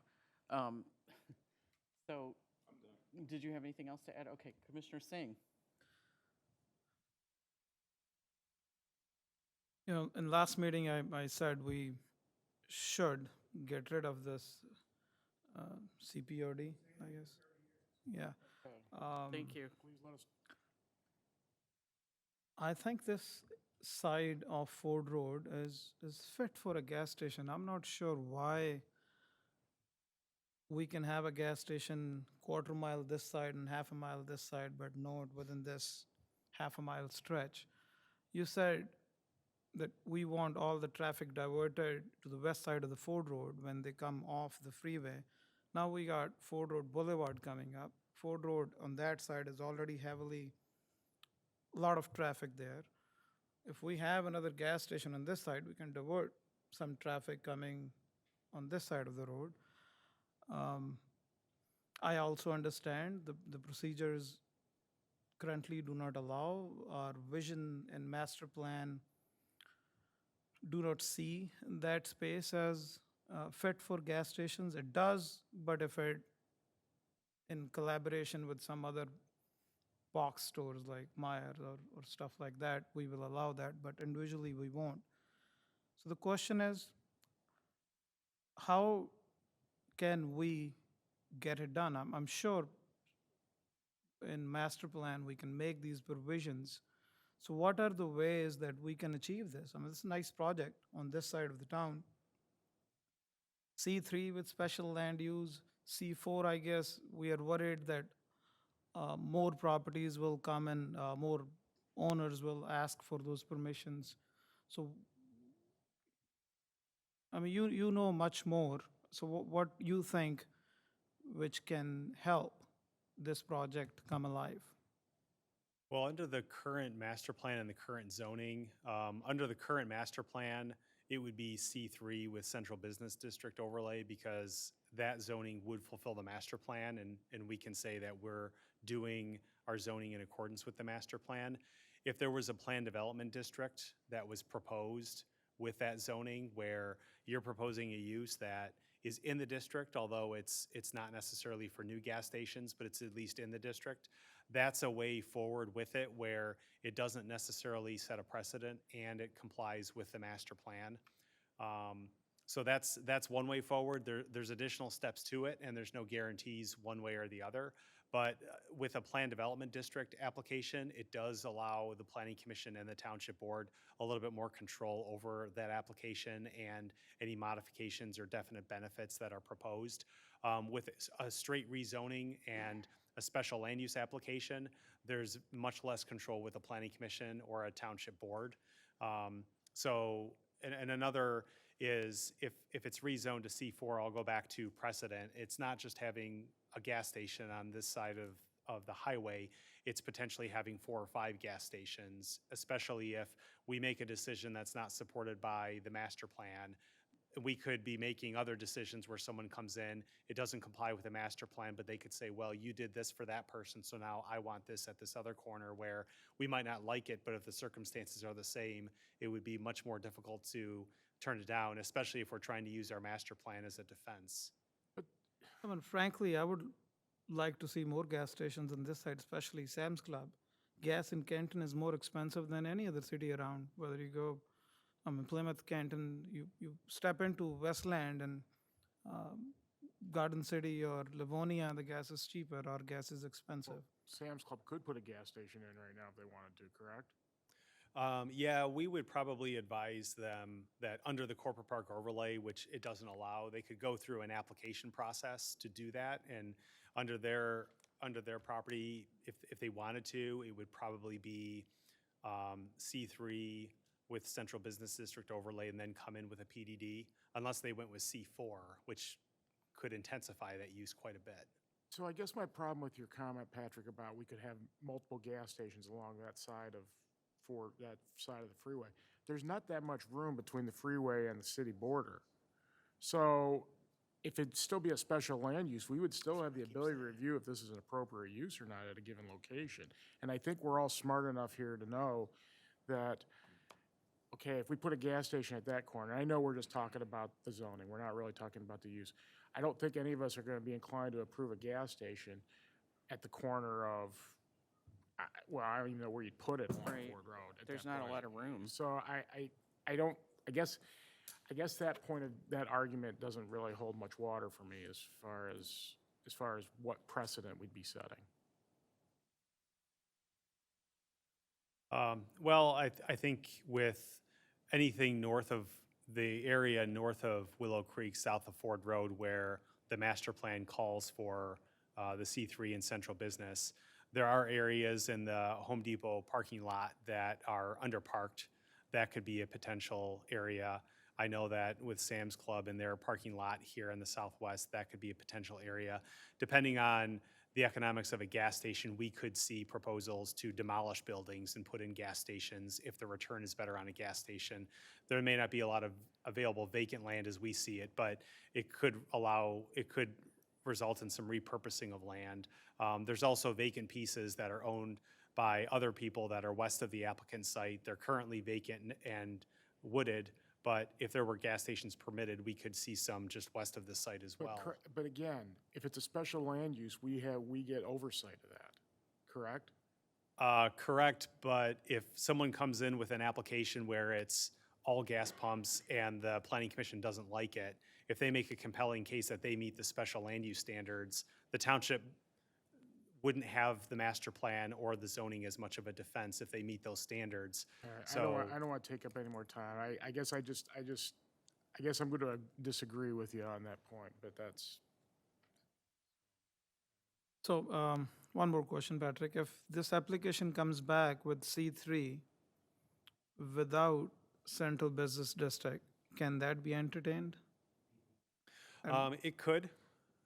We would still recommend the central business district overlay because it would be almost like a donut hole along Ford Road where you have all these parcels that have to comply with central business district overlay and the corporate park overlay design standards for landscaping, lighting, signage, things like that are very consistent with central business district overlay. If we don't have either of those overlays, we could have a little bit of a donut hole where there's one site that doesn't comply with all of those requirements. It might look a little bit the same, but it won't be a consistent look along the corridor. So what other requirements other than lighting and landscaping for central district that they will have to? There are architectural requirements. There are some, the width of the required landscape berm is a little bit wider. Some of the setback requirements are a little bit different in the central business district overlay. It's not an overly burdensome district because in the central business district overlay, which is Ford Road west of 275, dozens of properties have successfully developed under those standards. So we can give permission to them without any major store associated with that development, that just standalone gas station with conditions of central business district of lighting and landscaping and entrance can still be approved without a big box store along. Well, if it's C4 with central business. C3 I'm talking about. C3? Yeah. If it's C3, then it would be much like a lot of the properties along Ford Road west of 275. If they came in with a gas station proposal under C3, most likely they would have to come in with a PDD because they wouldn't meet the other criteria for a new gas station. And that is a possibility that a PDD comes in front of us and we can approve that. Correct. It would have a PDD agreement. There would be any voluntary conditions offered. There would have to be definite benefits according to the zoning ordinance. And there may be some design modifications that could be negotiated with the PDD. All right, that's all. Thank you. Well, my turn. I'm torn. I mean, I want to find a way to approve this, but I also want to make sure that we're not setting a bad precedent.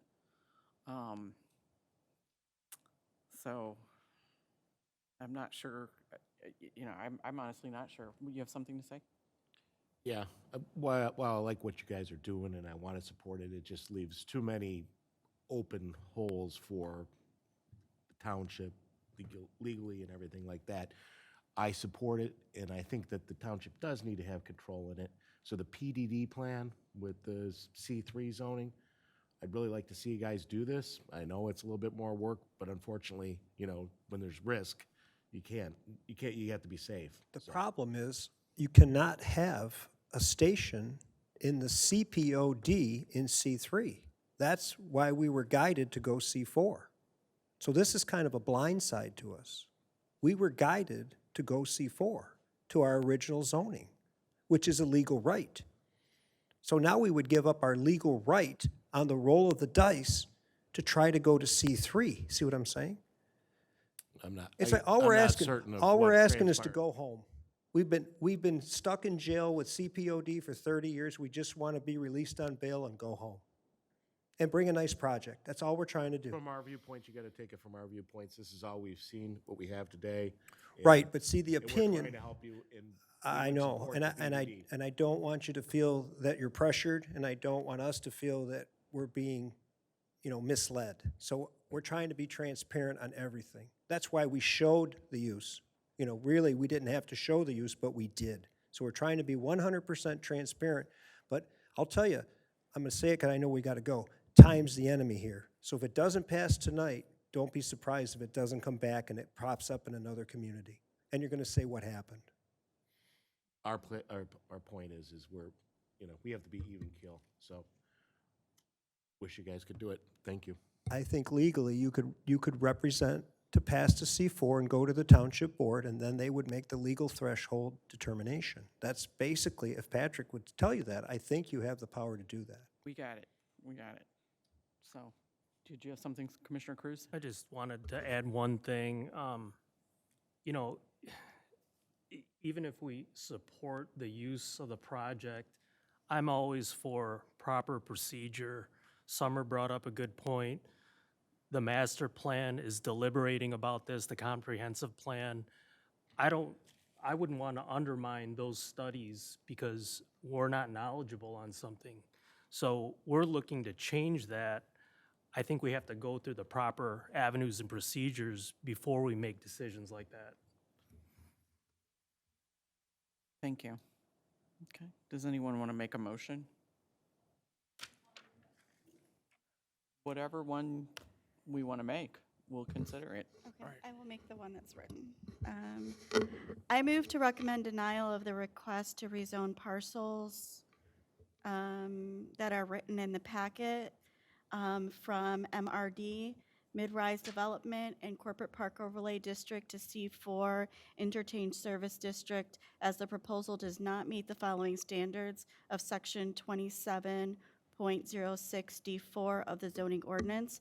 The proposed amendment is not in accordance with the basic intent and purposes of the zoning ordinance. The proposed amendment is inconsistent with Canton's comprehensive plan, which recommends the subject site to be C3, regional commercial and CBD overlay. While conditions have changed since the zoning ordinance was adopted, the comprehensive plan recommends C3 and CBD overlay on the subject site to replace the Corporate Park Overlay District and the MRD Mid-Rise Development District. Rezoning the subject site to C4 would grant special privileges because it is not supported by the comprehensive plan, and there are no C4 zone properties without an overlay district, CPOD, or CBD anywhere along Ford Road. The proposed amendment will set an inappropriate precedent, especially for commercially zoned parcels in the CPOD, because it is contrary to the policies of the comprehensive plan and could be a precursor for other owners in the CPOD to make the same application. The C4 district is inconsistent with the existing land uses of surrounding property and is inconsistent with the trends in land development in the general vicinity, including commercial properties developed under the design standards of an overlay district. We have a motion. Does anyone support that? Support. Commissioner Janowski? Okay.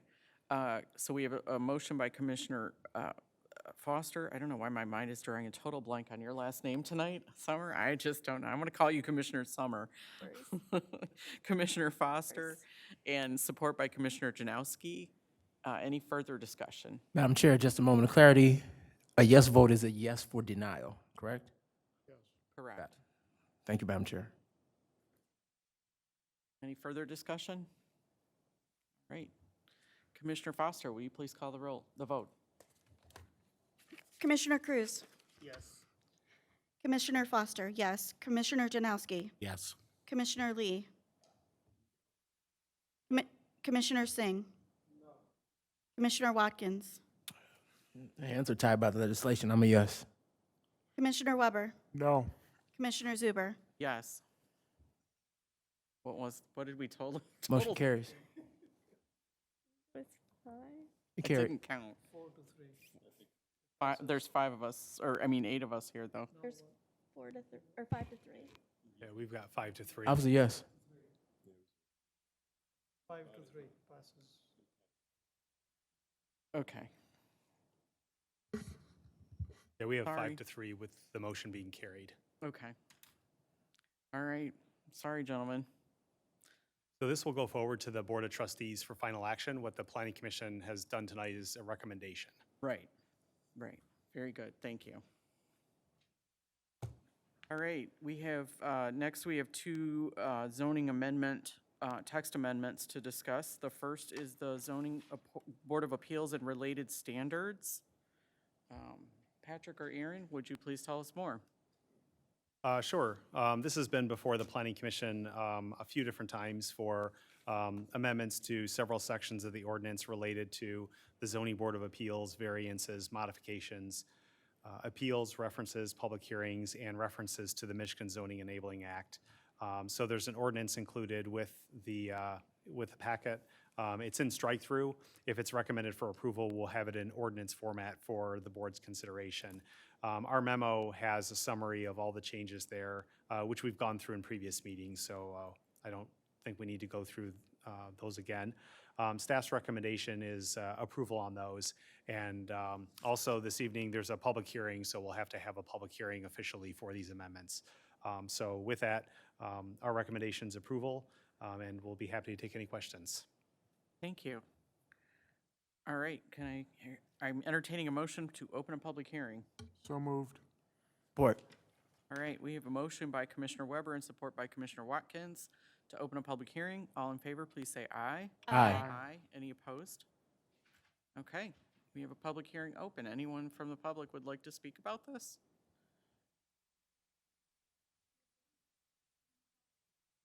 The zoning ordinance text amendment, item number 3, zoning board of appeals and related standards.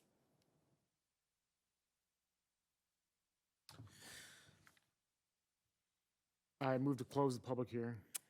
All right. I have a motion by Commissioner Weber and support by Commissioner Singh to close the public hearing. All in favor, please say aye. Aye. Aye. Any opposed? All right. Very good. Anybody? I'll just open up the deliberation to the board, to the commissioners. I think we've talked No about- questions. Yeah, Yeah, we've talked We've about this. talked in about this so August. many times, yes. I can make the motion. I Okay. move to recommend approval of the amendment to the zoning ordinance to amend the preamble ordinance title, Section 1.03, Section 2.18, Article 3, Article 4.01, Article 6, Article 6A, Article 7, Article 8, Article 27, and Section 29.04, and to add Section 2712 and Section 2713 as stated in the attached ordinance proposal. Support. All right, we have a motion by Commissioner Foster and support by Commissioner Janowski. Any further discussion? All in favor, please signify by saying aye. Aye. Aye. Any opposed? All right. We have another zoning ordinance text amendment for electrical vehicle charging infrastructure. Patrick, can you remind us a little bit more about what that's about? Sure. Currently, the zoning ordinance doesn't have any standards that are specific to EV charging stations. So what we've done is we've been defaulting to other standards like parking, landscaping, mechanical equipment screening, things like that. So we've looked at many other communities that have adopted EV charging station standards, and we've proposed an ordinance based on a lot of best practices, including those that are implemented in other communities. And The amendments that are before you this evening, they've been discussed at previous meetings, especially at work sessions, most recently in September and October. And there was a joint meeting on November 7th between the Township Board and Planning Commission last year to discuss the ordinance and try to finalize it prior to scheduling a public hearing. So based on the comments at that November 7th joint meeting, we made a couple changes to the proposed ordinance. First is the requirements that EV charging as a principal use be regulated similar to gas stations will not apply to EV charging stations located adjacent to on-street parking in a public right-of-way. So if there's just standalone chargers affiliated with public parking spaces, that wouldn't apply in terms of the principal use as a gas station. The other item is that the requirement for EV charging stations to be protected by bollards would not apply to EV stations on single-family residential property. So if someone has their own charger at their own house, they don't need bollards. It's mostly for public parking areas and areas used by large groups. The ordinance is, other than those two changes, the ordinance is similar to the way it's been presented at previous meetings. There are two items of discussion that we wanted to go over with the draft ordinance that's presented this evening. The first item, and these are underlined on page 2 of our report. Let's see if I can find it here. And those two items are, first, that where there's a proposed requirement for one EV-capable space per dwelling unit with a garage in Table 4-1, it would require panel capacity and conduit only. So that would be a requirement for a new dwelling unit where it would have panel capacity and conduit only. So there wouldn't be a hookup necessarily, but there would be requirements for new dwelling units. So that's the way it's written currently. The second item is that while there's currently not a proposed requirement for EV charging stations, specifically at gas stations, there is a requirement for commercial uses with so many parking spaces based on land use, but there's nothing specific to gas stations and requiring EV stations. So one of the questions is whether the Planning Commission wants to require EV charging stations for new gas stations and/or redeveloped gas stations. So those are two open questions that we wanted to circle back with the Planning Commission on to see if there were any changes that the Planning Commission wanted before making a recommendation to the Township Board on the ordinance. So with that, our recommendation is approval, subject to any changes that the Planning Commission has or modifications to the draft ordinance text at this point. And we'll be happy to take any questions. Thank you. Thank you. Do I hear a motion to open a public hearing? So moved. All right, we have a commotion. Yes, exactly. We have a motion by Commissioner Weber and support by Commissioner Singh. All in favor, please say aye. Aye. Aye. Any opposed? All right, any members of the public want to speak about this issue?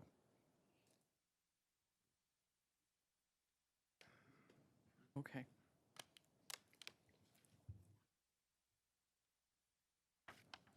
So let me say one thing really quick. This shows that we are behind the curve on the EV spectrum. And we have to catch up. We simply must catch up or we're going to be left behind in the dust like DOS and the computers were.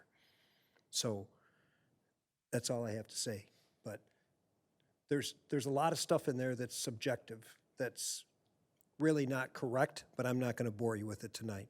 But have a good look at what we're doing here because we are falling behind. I've been studying EV a lot. You know, Elon Musk and the Wright brothers, they took a risk. And that's what it comes down to. Thank you. Again, we follow, we don't lead. We followed somebody else's regulations. You know, Auburn Hills regulations were written in 2011. Thank you. Anyone else?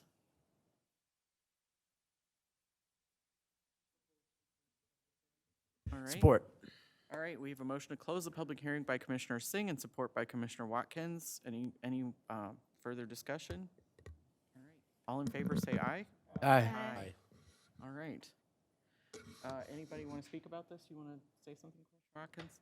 I mean, I think as far as I'm concerned, the requirement for having conduit and panel capacity in a single-family dwelling unit or a dwelling unit makes sense.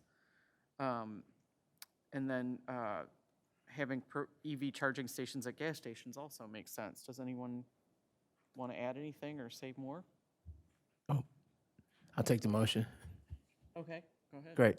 I move to recommend approval of the amendment to the zoning ordinance to add section 4.03, which includes provisions for electric vehicle charging infrastructure, as stated in the attached ordinance proposal. Support. Okay, we have a motion by Commissioner Watkins and support by Commissioner Lee this time. Sorry, Commissioner Foster. Any further discussion?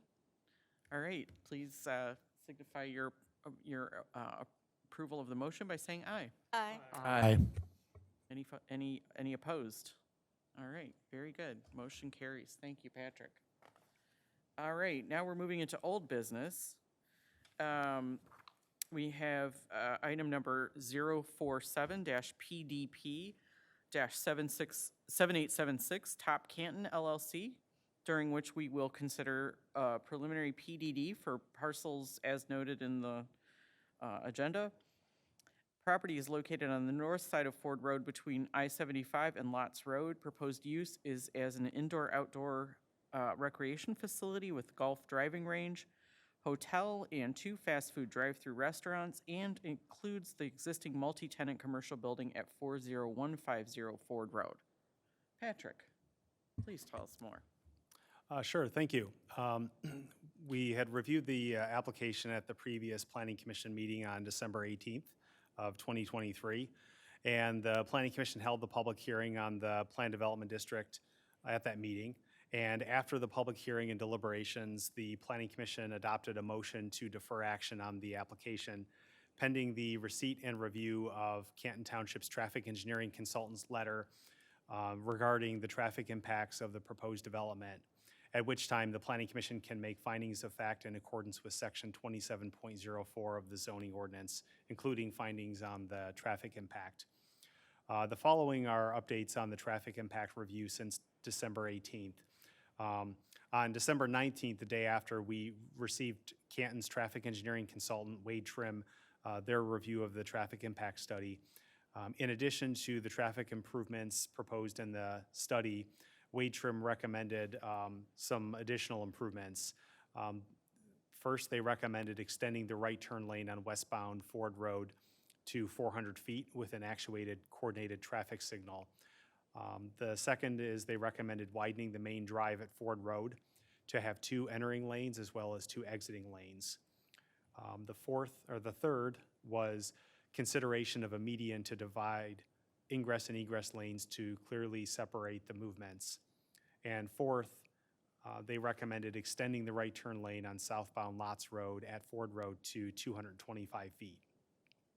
On January 2nd last week, the applicant's engineer, Atwell, responded to Wade Trim's letter, and a summary of their responses. For the first one, extending the right turn lane on westbound Ford Road to 400 feet. Atwell agreed with extending the right turn lane on Ford Road and Lots Road based on the analysis and signal improvements. It did agree to extend the right turn lane on westbound Ford Road to 175 feet, and it submitted a plan sheet showing that extended lane. It didn't recommend any additional lane extension on southbound lots, making the right turn lane on the right turn onto Ford Road in that lane. And I'll go into a minute in terms of Wade Trim's recommendation on that with a follow-up. Next, Atwell was not in agreement with adding a median to divide the ingress and egress lane because it would not impact the study, and Atwell found that putting a median between those lanes was not feasible due to site constraints. In Wade Trim's follow-up to that, Wade Trim was in agreement that the median wasn't necessary. And then finally, Atwell did agree to constructing an additional ingress lane and submitted a plan sheet showing the new lane. So That was a recommendation of Wade Trim that was redesigned and supported by the applicant. So what they've done is they've extended the right turn lane from Ford Road to 175 feet. They've added an additional lane at that driveway, so there's going to be two right turn lanes, or 2 lanes in. So if someone's making a right turn going westbound on Ford Road, they might not be competing with other traffic, or if there's a blockage somewhere at one of the lanes, there's another lane where traffic can get in. There's currently no, where the major disagreement is the southbound lane on Lots Road for the right turn at Ford. And that's one where Wade Trim had looked at it, and Wade Trim had evaluated all of the points that were made in the Atwell letter, and Wade Trim had given us an updated letter. Today we received it. It's dated January 5th, so it was probably finalized on Friday and then received this morning, and it was distributed to the planning commissioners.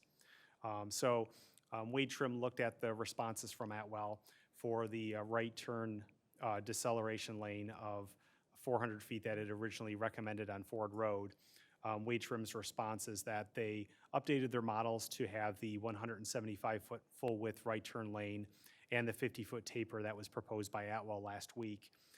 The results of the analysis were shown in a table that shows a level of service of A. They do note that the traffic simulation models have been optimized for the Ford Road Boulevard project, so this is assuming some optimization of signals.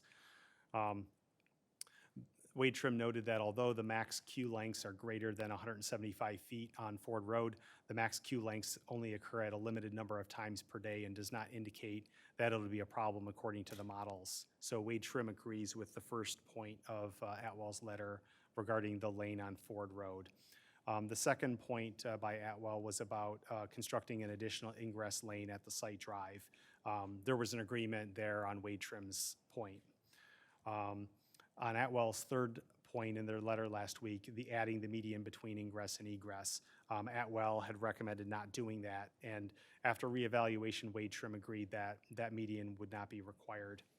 So the main item that remains is the fourth item in the Atwell letter regarding extending the southbound right turn lane on Lots Road at Ford Road to provide 225 feet, which was originally recommended by Wade Trim. Atwell had disagreed with that based on their traffic model and signal timing. And so Wade Trim evaluated Atwell's response and noted that there is the peak hour and the weekend peak hour issues of delays at that lane, at that intersection. Notably that at the PM peak hour, there's a level of service of F in that right turn lane. Wade Trim had concluded that although the max and the 95th queue lengths are greater than 110 feet, which is the length of that lane, the average queue length is very close to the existing right turn lane length. Wade Trim notes that with a few minor modifications in the signal timing, the level of service in the PM peak hour would be D, which is acceptable. Based on Wade Trim's review of the simulation models, there's little indication that the existing right turn length will be a problem. Consequently, Wade Trim agrees that the existing southbound 110-foot long right turn lane will be satisfactory. Will be satisfactory until MDOT replaces the existing signal equipment and optimizes the signal system. At that time, it's assumed that the capacity will be increased for all movements at the intersection. So one of the major items there with that signal at Ford and Lots will be the adequacy of the existing signal and when that may be replaced. And this is more of a question of MDOT in terms of an existing deficiency at that intersection and what can be done either with the existing equipment or if it requires new equipment and new optimization of new signal equipment so that it works in conjunction with other signals along Ford Road. So that's something that Wade Trim is in agreement with Atwell's point, but as staff, that's something that planning staff and the engineering staff would like to talk to MDOT a little bit just in terms of if there's any proposed upgrades to this signal or what MDOT would recommend as an improvement to that if they feel that that's warranted at this time. In our letter, which I'll bring up here in a moment if I can find it. So in our letter, our recommendation on the preliminary PDD is a recommendation of approval if the Planning Commission is satisfied with the application and the traffic analysis at this time. If the PDD is recommended for approval, we recommend that it be approved with 5 conditions, although additional conditions can be added or modified by the Planning Commission. First is that the traffic improvements, including traffic signal and signal optimizations, must comply with the recommendations of the traffic impact study and Wade Trim, as well as the requirements of MDOT. Second, that each fast food drive-through restaurant must have 1 loading space that complies with section 4.02 of the zoning ordinance. Third, deferring a final decision on the installation of sidewalk along Warren Road frontage to the final PDD review. The reason for that is we're still evaluating the non-motorized transportation in the township, and I don't know if there can be a determination made at this time of whether the township would require sidewalk along this stretch of Warren Road near 275, or if there's an alternate way to get pedestrian access there. That's just something where we recommend deferring that to final PDD review. The fourth recommended condition is deferring a final decision on the proposed modifications to the sign standards of Article 6A of the zoning ordinance to final PDD review, and that the PDD agreement explicitly state that the signs are on-premise signs that can only advertise on-site uses within the PDD. One of the reasons that we recommend deferring this to final PDD is that we're currently in the process of updating the sign ordinance. There may be a possibility that some of those modifications may not be necessary if some of the standards are changed. And also, with the sign standards being changed, we would recommend having that deferred to final PDD review so that potentially at that time we could be looking at modifications from a new sign ordinance. So that's just something that we recommend deferring unless there's a different recommendation from the Planning Commission and the board. And then fifth and the final condition we recommend is deferring a final decision on the proposed modification to the lighting standards of section 2.13 of the zoning ordinance to final PDD review. The reason for that is the photometric plan shows that the light is within the limits, the numerical limits set in section 2.13 of the zoning ordinance. What we're still looking for more information on is some of the potential off-site illumination, that it may not be the ground level illumination that we look at in a photometric plan, but it could be far above the ground that goes outward. There are other golf facilities near expressways where the lighting doesn't appear to be as much of a problem, but that is something where staff was looking for some more line of sight analysis just to make sure that any kind of off-site glare was not going to happen. So there's been a lot of information presented by the applicant that indicates that that can be done, but there was some additional information that we were looking for just for some of those assurances. So that's why we had a recommendation to defer a final decision on that lighting to final PDD review, which would allow time for the applicant to submit that and for that to be evaluated by staff. So that concludes our report to the Planning Commission, and we've included a couple of options for model motions. There could be options in addition to the 2 that we put there. The first option is if there's a recommendation for approval with conditions, we drafted the model motion as recommended by staff. Alternatively, there's a second option to defer action if there's any additional information that the Planning Commission would like before making a recommendation to the Township Board on the preliminary PDD. So that concludes our report, and we'll be happy to take any questions. Thank you very much, Patrick. Is the project sponsor here? I see a whole row of them. Welcome back. Hi. Do you have anything to add to what Patrick said? Robinson, that will conclude my presentation for this evening. Thank you very much. Able to That was answer very any informative. questions. Thank you. And this is not a public hearing, so, all right, I'm going to go to the commission. Brian? Traffic. Gosh, we just changed our name. Let's change our name to Traffic Township. How about that? Does everybody like that? Super quick. So I'm confused. Patrick, was the 5th that was the date of our response, or that's the date that we received the additional information from the development team? Let me bring it up here, and I can gonna have it up on the screen. So this is the wage trim letter. It has a date of January 5th. We received it today, so Got the it, 5th is okay. on the Friday. So my guess is they may have finished it late Friday afternoon, but maybe did some proofreading or editing over the weekend, and then we got it officially first thing this morning. Got it. Okay, so we haven't had a chance to respond to that just yet. We haven't had a chance to vet it. My question is going to be, Patrick, I don't know if you have Wayne County Parcel Viewer. Could you go to the parcel if you would? Traffic, right? You know, sometimes you get some days and you get a chance to think about a project and you come back and you thought about some things. It's like, hey, I forgot to ask that at the public hearing. But I'm still talking about that parcel to the north. I got a chance to reach out to MDOT, right? I think it's a shame that they're going to take 0.2 of a mile from the bridge, go all the way, head east on Warren, and we can't figure out how to do a number of things. And one being, if there's an acquisition of that parcel, right? Like, could we, you know, come and alleviate some of the traffic on Ford Road and come down Warren and come right into our site, right? Tell me, what's your understanding of what you can do based upon MDOT's right-of-way from the bridge?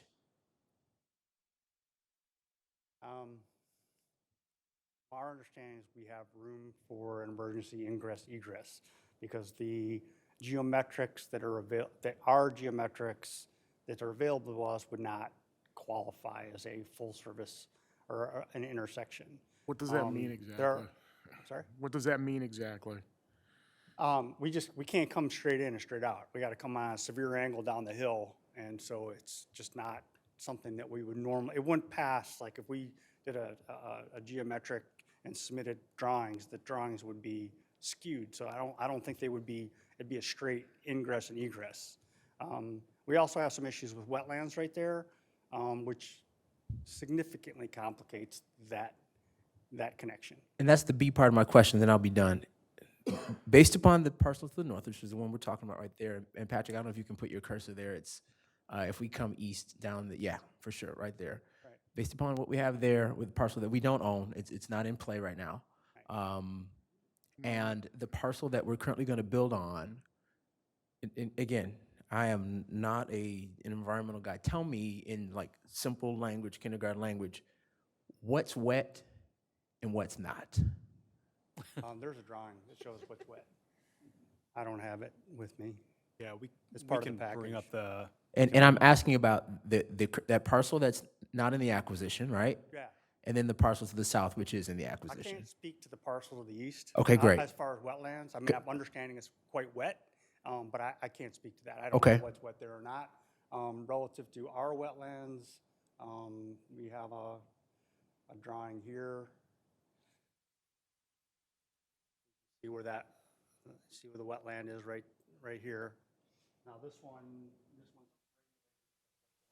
north side of Right. Warren Road.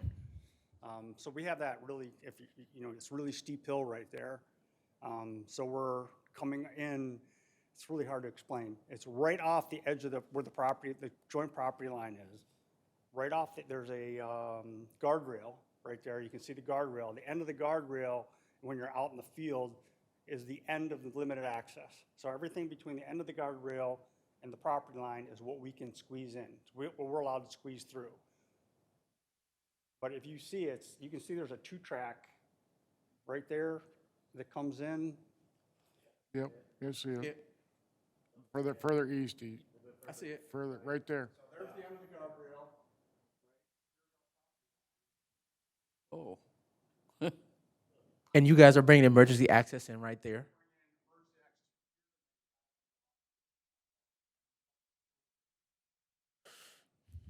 Okay. Thank you. Well, All right. Commissioner Lee, I know it's your first time seeing this. Yeah, so- it's the first time I've seen this. I saw it on the news, though. That was good. yeah. Just one thing. MDOT is taking maybe it's not you, but they're improving Ford Road to what point on the east side of the freeway? Is it to lots?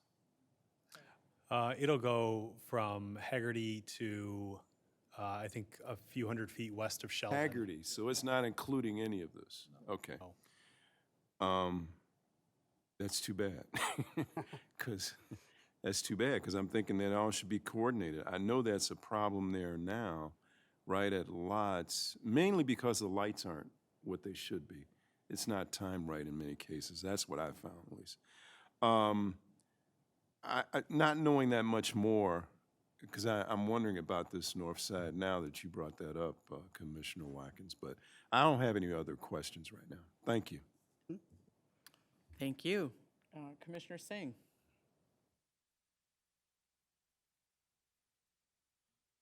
Just a question about how we have seen other projects where we are sharing parking lots, I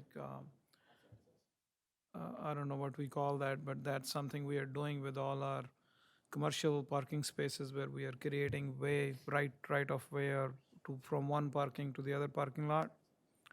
Yeah, reciprocal easement. Yeah, so Commissioner is Watkins. that something possible Weber, with the lot adjoining the lot in question, whosoever owns that lot, and a shared access from Warren Road? Oh, from Warren Road? Yeah. That would have to be something that the applicant would have to approach that property owner to the east in terms of if there's going to be a coordinated access. So if they were to get an access farther east, they would either have to acquire the property or they would have to obtain an easement from the adjacent property owner to put the drive in. It could have mutual benefits, so Yeah, because to they your will point. get an access to Ford Road from that access, because right now they do not have it. So that might be one of the option which you can explore. And we can continue to look at it. I mean, that's certainly something we've been looking at since day one on this project. That's all I have. Thank you. Thank you. Commissioner Watkins, I'm sorry, Commissioner Weber, geez. So, much like my fellow commissioners were on the previous project, I'm very conflicted. I love this project, and I want to see it happen, but I'm having issues with the single point of access on Ford Road. I'm not an engineer, so I'll defer to the engineers on the commission and to others who, I believe there's a way to make that access on Warren Road happen. Whether you got to deal with the federal government, the state government, engineer it properly. I'm not ready to dismiss it unless I see evidence that everyone's saying, no, we can't make this happen. The other option, to kind of deferring to what Commissioner Singh just mentioned about reciprocal easement, I had mentioned this last month.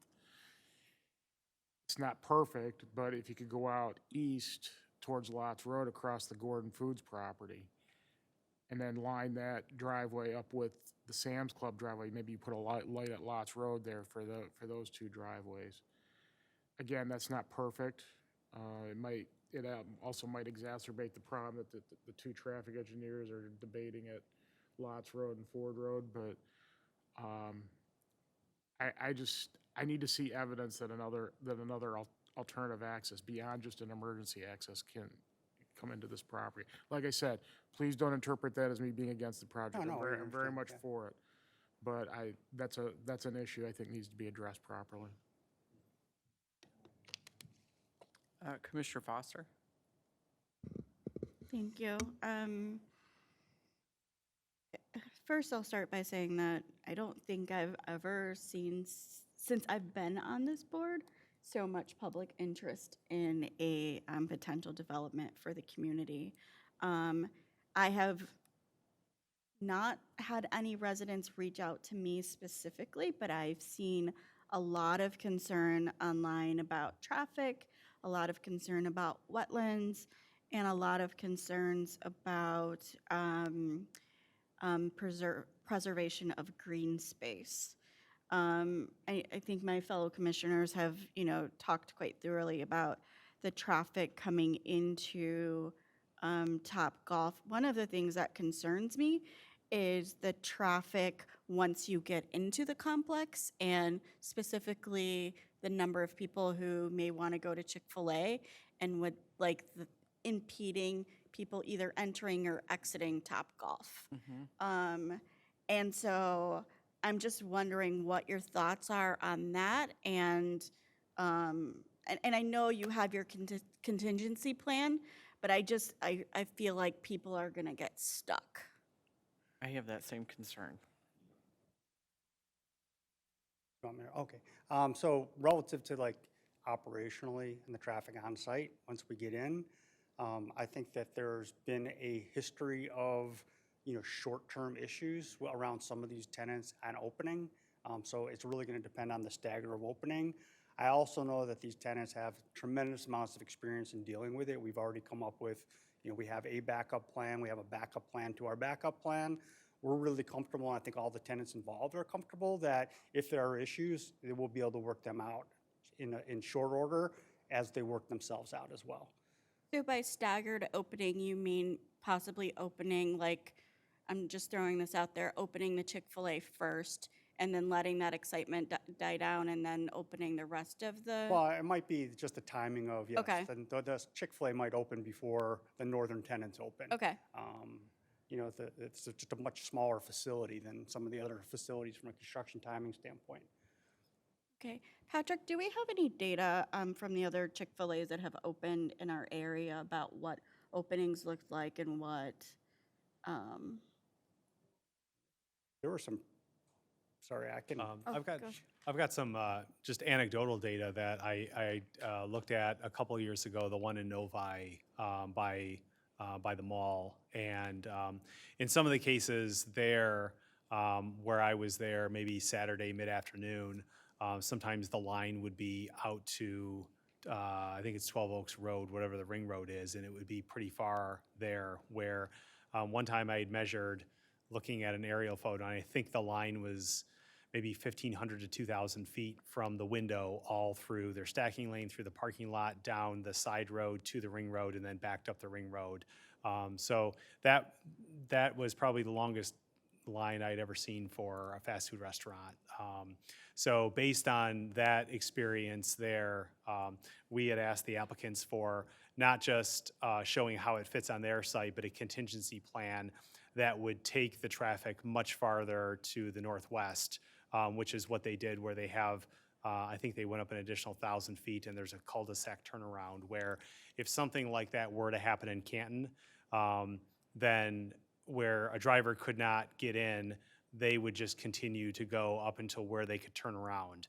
If, for example, the traffic extended beyond the cul-de-sac, they would be required to go even farther north with their staff to turn cars around. But really, it's all about having, if it's an extraordinarily long line, to get that as far north as possible, get cars turned around so that they're off of Ford Road, so that there's no backups onto Ford Road, and that traffic can move efficiently. So, if there are more Chick-fil-A's in the area, the lines aren't quite as long, this might be, just a contingency plan that isn't needed, but it's something we wanted to see on the plan in the event that we had that. We'd rather have to see it on the plan and not implemented than to not have it and then have backups.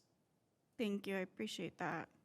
I mean, as I said in the previous meeting, I am in favor of this project. I do have that concern. I would like to hear more about like staggered openings and, what your plan is for that as we move throughout this project. The other question, and I think I know the answer, but just for the benefit of our residents and the public, one of the things that I do like about this project is the preservation of green space. It's not cutting down all of the trees to build a shopping mall or or something like that. But can you talk some about like how much green space will remain and the number of trees that you are planning to cut down in your plan to replant some of the other trees within the community? I can answer the first one off the top of my head. So 55%, I believe, is the open space number, correct? Yeah, okay. When we designed the site, you can see that.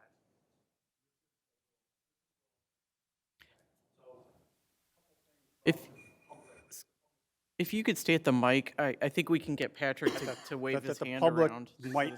might be beneficial to know that there is an additional piece of property in front of ours. Okay, so when 275 was created, or I don't know when the history was, they kept a strip. Thank you. Of land. So the first 100 or some odd, so you can see it there. So the first whatever depth of trees, we don't even own. Okay, then there's the Willow Creek. So basically, from the tree line north, in this picture, all the way to the tree line to where the Chick-fil-A will be, that's all being preserved. Every tree in there. And like I think I said in our last meeting, when we evaluated the wetland system, we didn't just look at it as wet, non-wet. We looked at the quality, and all this wooded wetlands on this whole southwest corner are being saved. So one of our very early objectives is we figured that would be an issue for the community. We've seen the plans that were done in the past, is to be real sensitive on what we were saving and the amount of woods we were saving on that corner. I don't have an exact count of trees, though. That's fine. Sorry. No, thank you. That is very helpful. Yeah, like I said, I am supportive of the project. I do want to name that I have those concerns about the traffic. And on the wetlands, this map is from the wetland report that the applicant submitted, and they can discuss that in more detail. The striped in orange, these are the non-regulated wetlands, and striped in blue are the regulated wetlands. And then Willow Creek goes into the property and then goes southward. So there are some regulated wetland impacts. They're more scattered north where the Topgolf and the hotel are. But the highest quality wetland, according to the report, is in this southwest part of the site, which will largely be preserved. The road will go through it, and there's some stormwater management that's proposed there. But in large part, the wetlands in this area will be preserved. There's also in the packet a woodland and tree report that the applicants did. They did some sampling. They didn't go 100% of each tree, but what they did was they did a woodland analysis looking at the quality of woodlands, the quantity of woodlands, and they found some of the higher quality woodlands on the site are the ones in the southern part of the site that will be preserved. So consistent with the wetlands, there's a lot of woodland preservation on the site as well that will be preserved between the fast food restaurants along the road where there's the non-regulated wetland, there's more upland area. And then as we get north into the site, there are regulated wetlands, there are some trees, but the woodlands are not as high quality and the wetlands are more scattered. Thank you, Patrick. I just wanted to add something. Hi, Leslie Accardo from PA Group. I'm representing Chick-fil-A. I just wanted to point out that I know Novi always comes up as, one of those locations that was just besieged by the public when they opened, and same thing with the Shelby location. I just want to point out that both of those were opened during COVID, so there were very few options at that point for, going out to eat. And most restaurants were closed at the time, so there was a lot of, at that point it was 100% drive-through traffic. Now, if you go to the Novi location, you should not see anything near that level of well, not excitement, but traffic. Now that COVID's over, we're down to like 60% in a drive-through with 40% dine-in or third party. So it's greatly changed from when those locations have opened, along with the fact that we continue to open more locations, which also helps alleviate some of those, people who've never been to Chick-fil-A before and they gotta have it. Thank you. Thank you. Commissioner Cruz.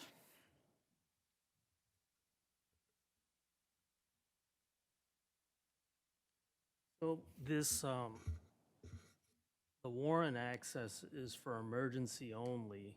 So an emergency vehicle can make that maneuver, but regular vehicles can't? Like, I don't get it.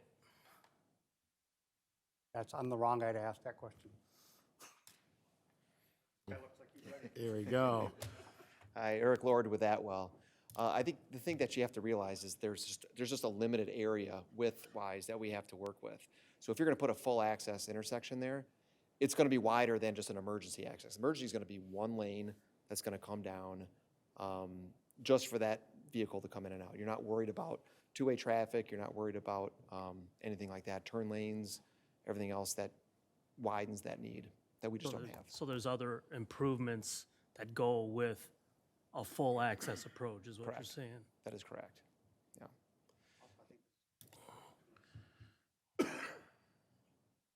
Right, that is correct, yeah, this emergency access is 12 feet wide, you know, versus like if we had, like I said, if we had a full access there.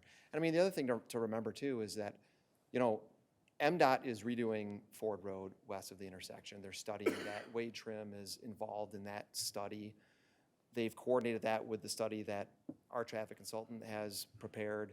So there's a lot of coordination with what's going on west of 275 with what is going on here and how that all integrates. And they have not signaled the need for a full access at this location. Our proposed access actually works as Well, proposed. So. yeah, my concern is the same as everyone else's. MDOT will look at it as, okay, you can get into the site, but it's a nightmare once you get in, and I mean, as you open up, and then you've got this mess, and then they're gonna say, well, who figured this out and who planned it? That's what we're trying to guard against. I get it. Can you zoom out, Patrick? So the road that goes back to Top Golf and the hotel, that's a 2-lane access, is that correct?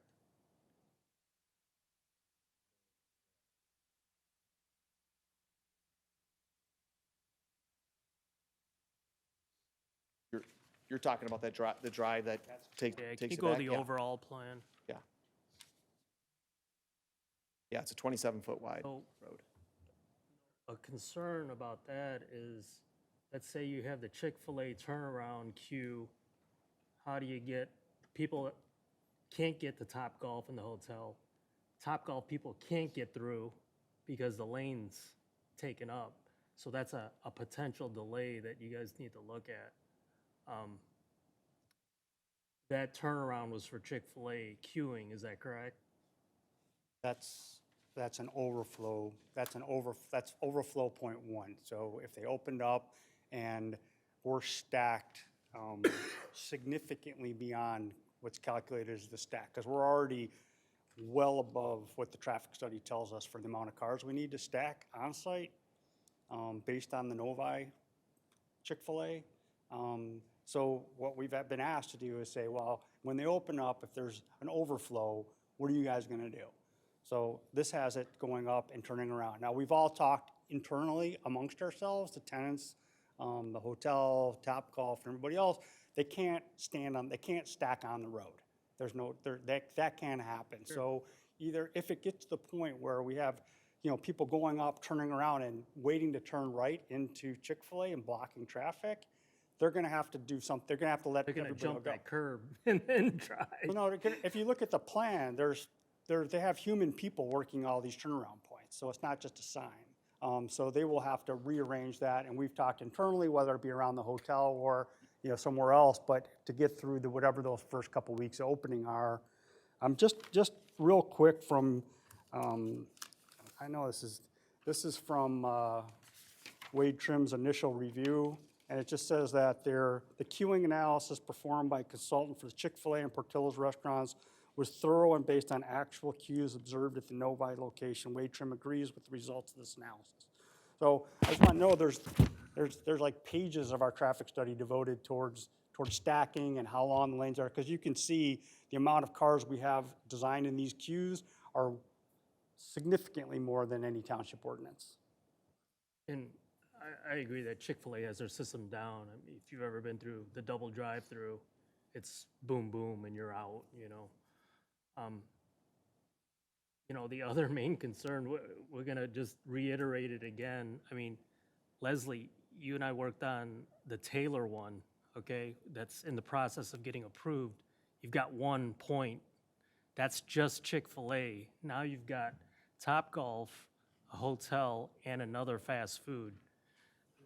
So I'm just reiterating this concern. You've got 1 point of entry and it's gonna be a nightmare, you know? Yeah, and I think as Steve indicated, I mean, we would all work together as partners within the site to make sure it's working effectively. It doesn't do any of our businesses good if traffic's an issue.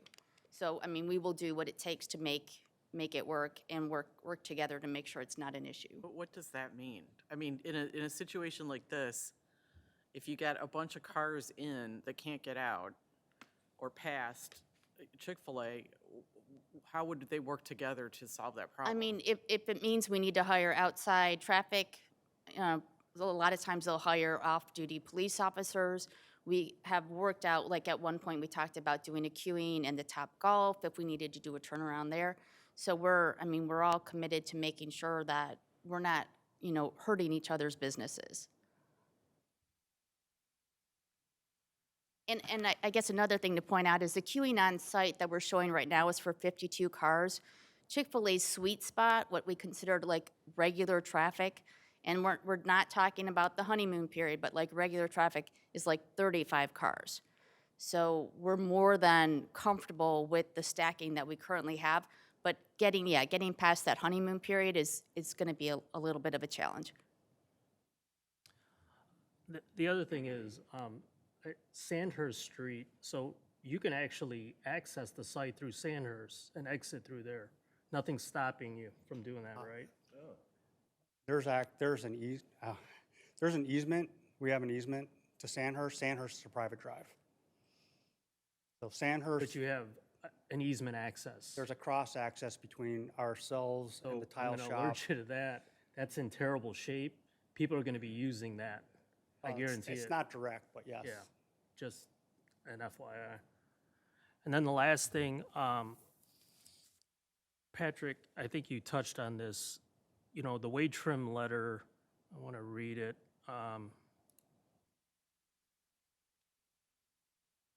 Said that, let's see. Consequently, Wade Trim agrees that the existing southbound 110-foot right turn lane will be satisfactory until MDOT replaces the existing signal equipment and optimizes the signal system. At that time, it is assumed capacity will be increased for all movements at the intersection. So I just want to make sure this is going to go through MDOT. They're going to look at this, and then if you can relay their findings onto the Planning Commission so we can see those also. Yeah, most definitely. This is something we had just gotten it today, so we're working on having a meeting with MDOT to discuss this in more detail. The statement, and we discussed it with our traffic engineer, it doesn't mean that MDOT is obligated to do anything or that it's reliant or hopeful that MDOT does something. It's more of the right-of-way belongs to MDOT, and anything that takes place in the right-of-way is under the jurisdiction of MDOT. Even if MDOT is commissioning or authorizing the work, it doesn't necessarily mean that MDOT would pay for it all, for example. So those are details that we still want to work out with MDOT. But the first thing is agreement on the engineers' results of their traffic studies, and then getting into, we look at this signal, both the hardware, the software, the equipment, everything in terms of what the process would be to getting it up to what the study and the recommendation proposes. Okay. That's all I got. Thank you. Commissioner Janowski? Yeah, I'd like to know more about.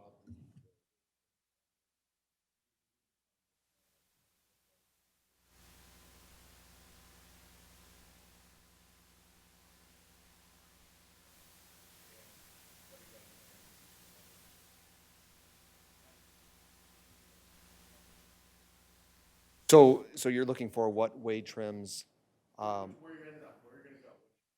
Yep. Yeah. Yeah, so the most recent Wade Trim correspondence came while I was driving here. So I did have a chance to take a look at it, and they basically have agreed, and Patrick, you can confirm this, but they basically agreed with our latest response. And really what it amounts to is, if you remember the improvements that we're proposing, we have a signal at our entrance, right? Yep, so there's going to be a signal at the entrance. There's going to be a deceleration lane on westbound Ford Road into our site. So there was some discussion with Wade Trim about how long that needs to be, which we've now arrived at. Okay, so we're in agreement there with Wade Trim. Wade Trim had asked for an additional inbound lane into our site so that we have 2 inbounds, which we are now provide. We agreed with that, and we were able to squeeze that in, so we have that. They asked if it was possible to put a median in between the inbound and outbound there, and we simply don't have the room for that, which they were okay with. Yep. Yep, and the other item that was discussed in the review is up on Lots Road, the right turn lane onto westbound Ford Road. The right turn lane, originally they asked for it to be extended. We talked with our traffic consultants. They evaluated it and disagreed with that based on sort of the average stacking. And once they improve the signal timing there, it's a non-issue. So we're on the same page with Wade Trim on that one as well. So really, I think that from a traffic perspective, Wade Trim's reviewed everything that we've put together, and they're in agreement. And so in our minds, we're in a good position with regard to Wade Trim's review.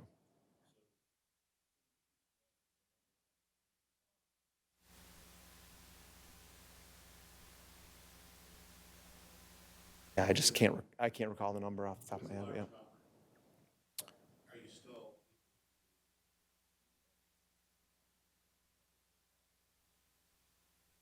Well, I guess without getting into the numbers, what I could tell you is that what we're proposing relative to the improvements, traffic-wise, the signal, the ingress, the egress, based on the trip generation from our site, it all works in accordance with our traffic report, in accordance with Wade Trim's review of it.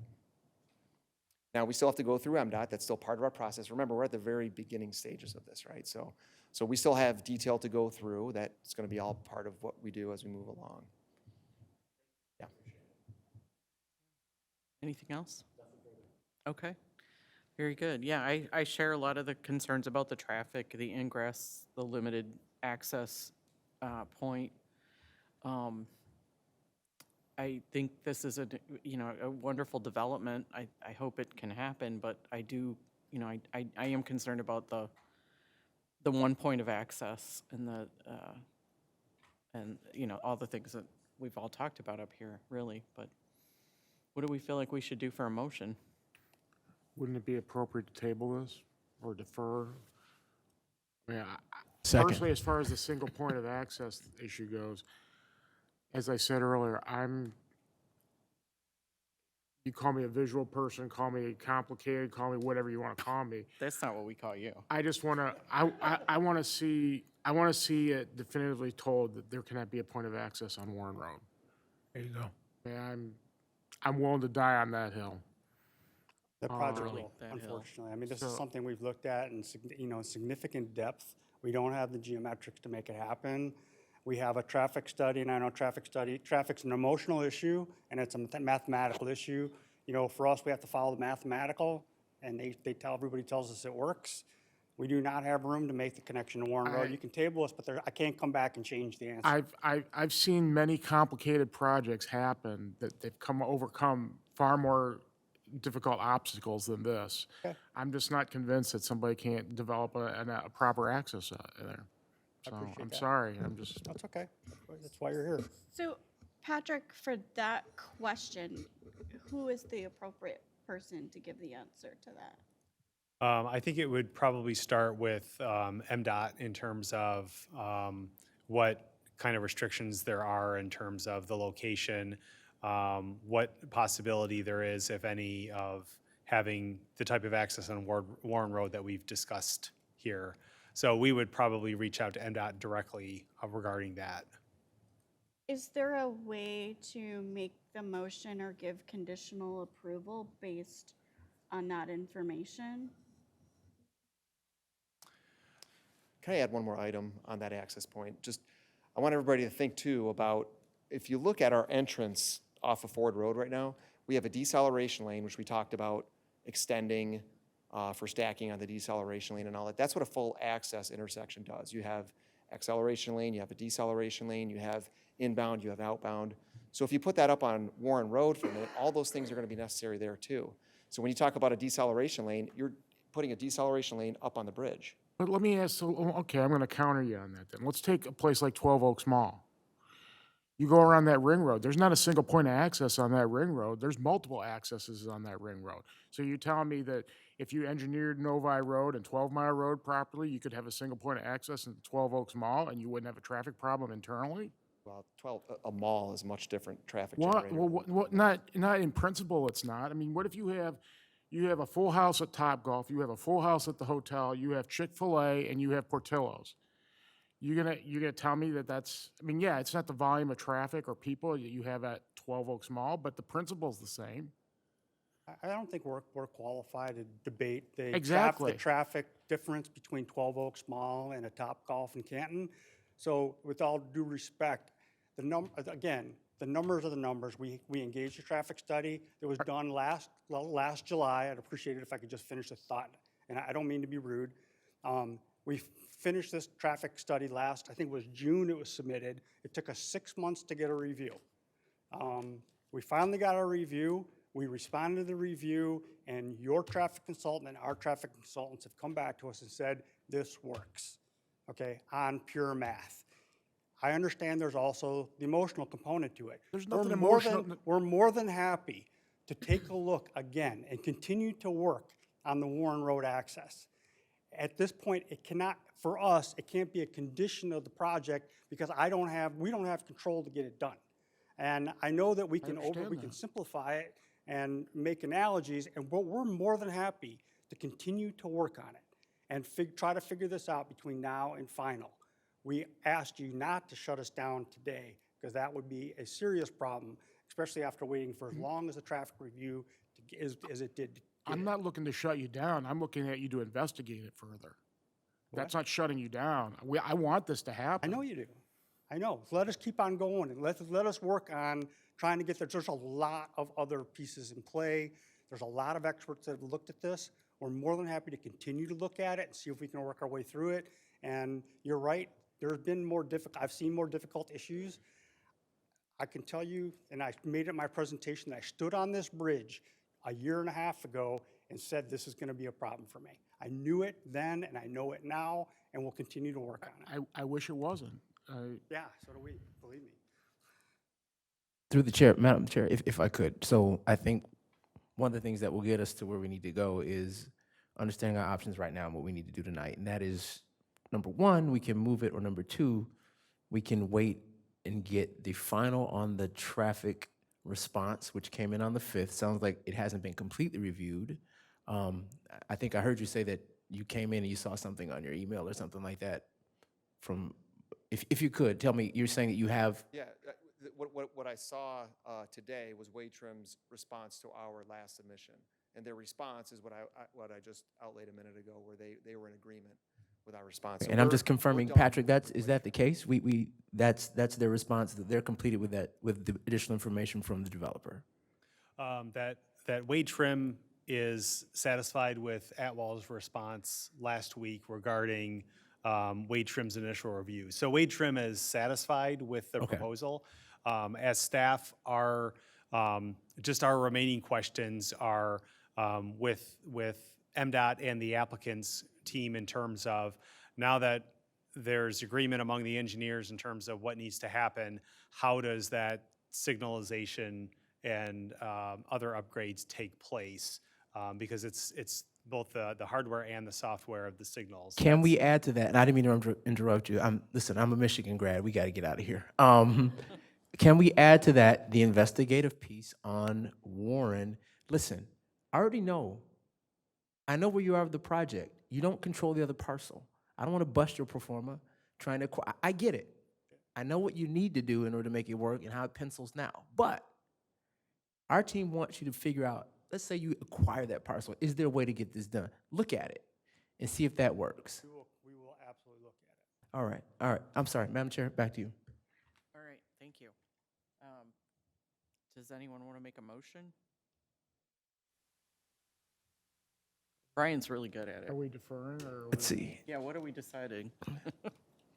Through the chair, I think we decided that we would we would add a condition to the current approval, and again, I'm not speaking for anyone here, but I'm running it by everybody. We would add a condition that would include MDOT's approval, as well as what we just added, a final conclusion on the northern entrance from Warren Avenue in conjunction with MDOT. I don't know how to put that into words. I'm going to defer to our legal team to give it to us so we can get it done.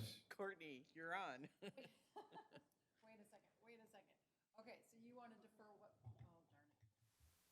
You want to defer what part?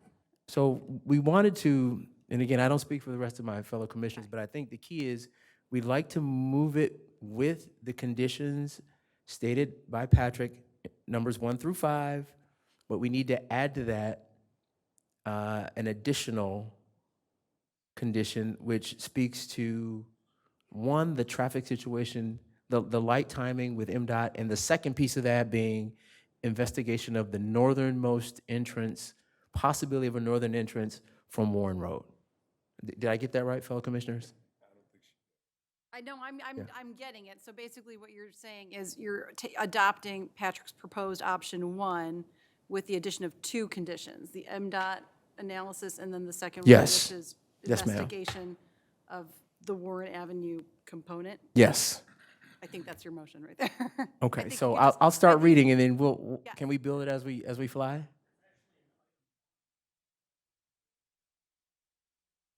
Traffic improvement, including traffic signal and signal optimization. So we could add it in one, we can add the actually explicit language of investigating the northernmost entrance at Warren. Can we add that to 1? Got it, all right. Yeah, because option 1 is just simply an example provided by Patrick. So you could revise that any way that you wish. I'll kick it as off. long as- Yeah. If I can, there we go. So if the plan, Please. I'm sorry, the recommendation would be to, I move to recommend approval of the preliminary PDD application number 047 PDP 7876 on parcel number 047 TAC 99, TAC 0018, TAC 703, 048 TAC 99, TAC 0008, TAC 000, 048 TAC 99, TAC 0010, TAC 000, 048 TAC 99, TAC 0012, TAC 003, 048 TAC 99, TAC 0012, TAC 004, and 046 TAC 99, TAC 0002, TAC 004, as provided in the Plan Development District Agreement and plan documents, subject to the following conditions. 1, traffic improvements, including traffic signal and signal optimizations, must comply with the recommendations of the traffic impact study and weight trim, as well as the requirements of MDOT, including investigation of northern entry from Warren Avenue with conclusions approved by the township. 2, each fast food drive-through restaurant must have 1 loading space that complies with section 4.82 of the zoning ordinance. 3, deferring a final decision on the installation of sidewalk along the Warren Road frontage to final PDD review. 4, deferring a final decision on the proposed modifications to the sign standards of Article 6A of the zoning ordinance to final PDD review, and that the PDD agreement explicitly state that the signs are on-premise signs that can only advertise on-site uses within the PDD. And then 5, deferring a final decision on the proposed modifications of the lighting standards of section 2.13 of the zoning ordinance to final PDD review. All right, we have a commotion. Jeez. Yeah, you got it right. A motion by Commissioner Watkins and support by Commissioner Lee. Any further discussion? All right, Commissioner Foster, could you call the vote, please? Commissioner Cruz?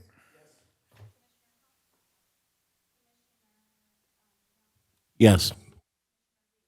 Yes. Yes. Yes. Yes.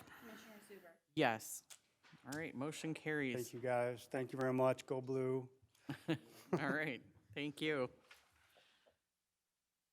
Got a couple. All right, we have one final item, one item of new business, and that is the Schuler Hydroforming. It is item number 046-SPC-7992. We are considering site plan for parcel number 046-99-0008-728 also known as 7145 Commerce Boulevard. The property is located on the west side of Commerce Boulevard between Coppernick Road and Warrant Road? Is that for Warren Road on the agenda? Warren or warrant? Oh, is there a Warrant Road? That'd be Warren. Warren, okay, thank you. Proposed is an addition to an existing industrial building. Patrick, be brief. Tell us all about it. So Schuler Hydroforming, it's an existing hydroforming business on the west side of Commerce Boulevard, and it's adjacent to I-275, but doesn't have access to I-275. And they're proposing an addition on the west side of the building. And typically, an addition to an industrial is reviewed by staff, administrative staff review for industrial reviews. Staff can only approve an industrial review if all standards of the zoning ordinance comply. There are no discretionary standards, and there's no special land uses or variances. In this case, the addition complies with all zoning ordinance standards. The only exception is that it doesn't have enough parking spaces according to the zoning ordinance. The site plan shows 131 parking spaces. Based on the zoning ordinance, there's 147 parking spaces required. So what the applicant proposes to do is request a modification from the Planning Commission for the parking. And to potentially offset it, there are 22 additional land bank parking spaces shown on the west side of the site where the applicant would construct the conforming parking there if it was required based on the business. But based on the existing operations and the manufacturing equipment that are added, they don't foresee any increase in the parking. We agree with the applicant's assessment of that. So our recommendation is to approve the amended site plan on the subject parcel at 7145 Commerce, including approval of 131 parking spaces pursuant to section 4.01C6 of the zoning ordinance, subject to all state, county, and township requirements, and subject to the following three conditions. First, pursuant to section 4.01C of the zoning ordinance, if Planning Services Division staff determines that the parking demand exceeds the capacity of the lot, then the property owner must construct parking spaces necessary for future traffic after obtaining site plan approval for the same pursuant to section 27.02 of the zoning ordinance. Second, the applicant must provide an updated lighting and photometric plan that complies with section 2.13 of the zoning ordinance. And number three, the landscaping plan must comply with Article 5 of the zoning ordinance. Those last two, they can be reviewed by staff administratively to determine that the lighting and landscaping comply with the zoning ordinance. So with that, staff recommends approval with those conditions. Thank you. Make it quick, Brian. Absolutely. If you have any questions, we're here to answer them. Okay. Any questions? Nope. Nope. Okay. Anyone want to read the model motion? Oh, you I got it. got You're a it. good, All right. fast reader. I move to approve the amended site plan for Schuler Hydroforming on parcel number 046, TAC 99, TAC 0008, TAC 728 at 7145 Commerce Boulevard, including approval of 131 parking spaces pursuant to section 4.01C6 of the zoning ordinance, subject to all state, county, and township requirements, and subject to the following conditions. One, pursuant to section 4.01C6 of the zoning ordinance, if Planning Services Division staff determines that the parking demand exceeds the capacity of the parking lot, then the property owner must construct parking spaces necessary for future traffic after obtaining site plan approval for the same pursuant to section 27.02 of the zoning ordinance. Two, the applicant must provide an updated lighting and photometric plan that complies with section 2.13 of the zoning ordinance. And three, the landscaping plan must comply with Article 5 of the zoning ordinance. Thank you, Madam Chair. All right, we have a motion by Commissioner Watkins and support by Commissioner Lee. Any further discussion? Great. Commissioner Foster, would you please call the vote?